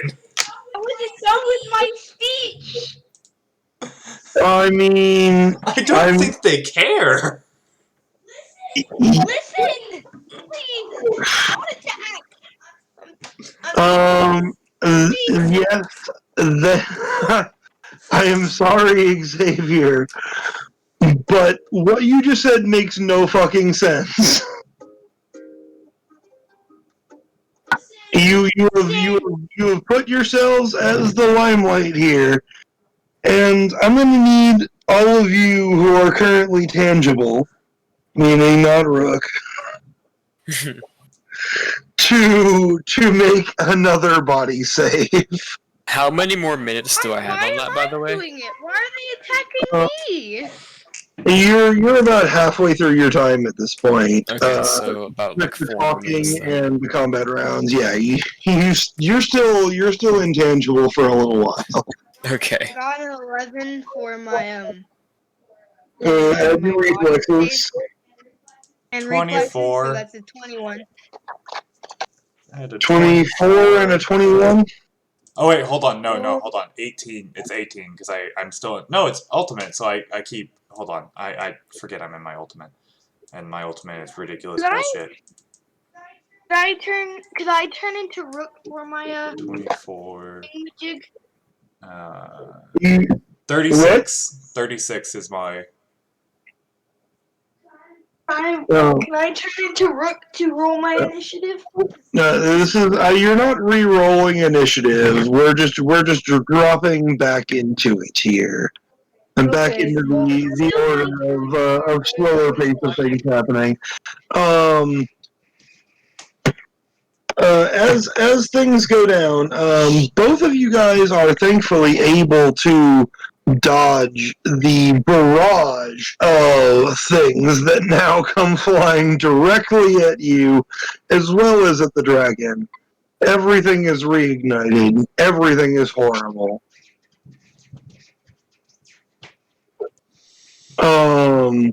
This is Lucky's. If he didn't do anything, I wouldn't be tempted to. No. What? No, Xavier. I'm not absolving you from blame here, but I'm gonna say Daniel Lucky could have jumped in way earlier than he did. I didn't think he was going to do that. Also, I had a little bit more faith in him than. Alright. I have been binded not to tell a lie. That is a thing. That is now a thing. I have been binded not to tell a lie. Nobody has placed this binding upon you. After No, today, my father did. I may give you the option to take this as a thing. We'll talk about it after the session. Okay, my father did. We will talk about it later. Okay. But yes, for now, let's say just dropping back in the order of events. Let's say, thankfully, both of you are able to dodge the incoming barrage that resumes. And it's Lucky's turn.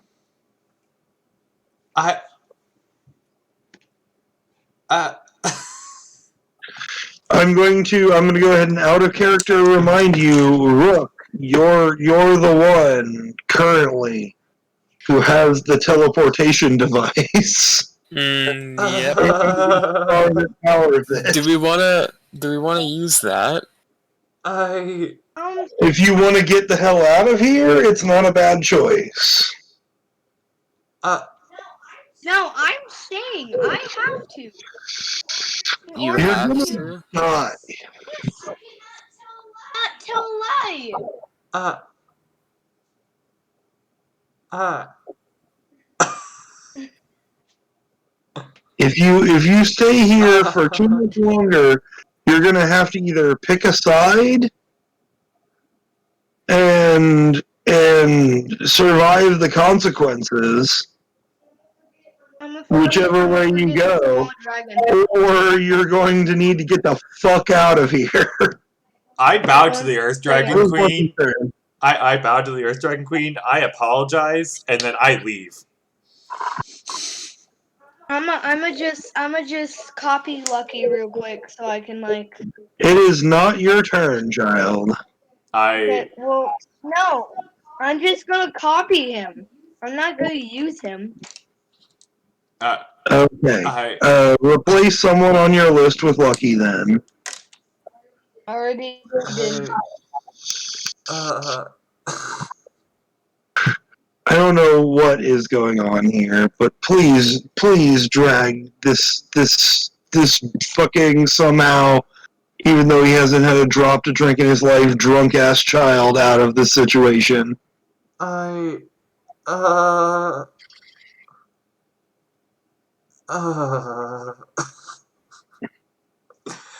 I just kind of like, yeah, like I said, I bow to the Earth Dragon Queen. I apologize. And I say there's nothing more I can do. I tried. And then I leave. I'm like calling out for Rook to try and get the fuck out of here. Alright, Rook, it is your turn next. Very overwhelmed. I'm going to, after hearing Lucky call for me, I'm just gonna fucking run. Hold on. Hannah's calling me. I'll be right back. Run to where? If You are following Lucky, if I can. Actually, I'll drop the the thing first, just so I can see better, or see him better at least. Oh, yes. And then I will follow him. As far as I understand, he seems to be waiting for you to do the thing, to push the button. Do we all have to be together, or Uh, no? Yes, you do need to, like he told you, you need to have physical contact with both people, but they are standing right next to each other right now. Okay, I'll go right to them then, and then press Alright. the button. Alright. And you guys pop, did you reset the coordinates as you were shown, or did you just press the button again? Ooh. Huh. You have the option here. You remember the sequence. It was like five Rubik's Cube turns, basically, that you had to remember how to do in order. You could have either done that to take you guys to the moon, or you can just press the button again, and you're not entirely sure what will happen. Will we survive in the moon? Assuming that Lucky is still conscious and able to generate you guys an air shell, probably. I was on a phone call with fiance asking me to go to the store tonight because we're out of food. Stuff is happening. Can someone please explain what's going on? Rook right now is deciding to input the code for the moon and press the button. You just press the button again at its current settings and see what happens. 1, 2, 3, 4, Or 5, 6. literally, I mean, theoretically, you could literally randomly spin this shit and press the button and just see where you go. But I don't know. Let me roll this first. I mean, right now, this is Rook's decision. He is holding the orb, and he has placed a hand upon each of you. Well, I have a 47. I'm just making an ear shield just in case. That's a 47. Okay. Yes. As Rook reaches you, you generate the air shield just in case you go somewhere without it. What are you doing? I'm just pressing the button. You're just gonna press the button again? Yep. All right. And as you do, you find yourself returned to exactly the last place you were when you press the button. You pop out this giant air shield bubble around it, like a guy about to do some stuff as he just kind of flops on the floor once again. All of you do in this case, in fact.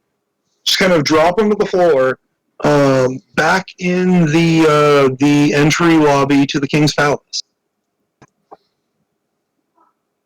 Back in the Forgotten Kingdom. I immediately go to the front desk lady, and I warn her. Like, I'm not asking for a counsel, but I warn her that in the coming hours there will be massive earthquakes as a result of the Earth Queen's death. And then I ask for a way to get out. And then I mean, the way out is any direction, remember? So this is like a Pantheon-style construction with a tower on top of it. Like, looking out, like, there's pillars, but, like, the outside is right there. I see. I'm gonna go run and I'm gonna look for Ivan. I mean, I feel like we should cliffhanger it right here, guys. I feel like we should too. Sure, yeah. So, you guys are back in the Forgotten Kingdom. You don't know what's going on over there. You don't know what's going to happen over there. But currently, you guys are standing back in the Forgotten King's palace lobby, basically. We'll pick up there next time. Alright! Well, it's time for everyone's favorite time, the recap. We started off this stream fairly nice. We woke up with Ivan on the mountaintop way back over here in Pergrand. Decided to go visit the king. The king told us, hey, fix the moon. We said, A-okay. And then Ivan took us all the way to 7. Or Ivan did. A teleportation thing that Ivan gave us took us all the way to 7. Where we proceeded to almost stop a war.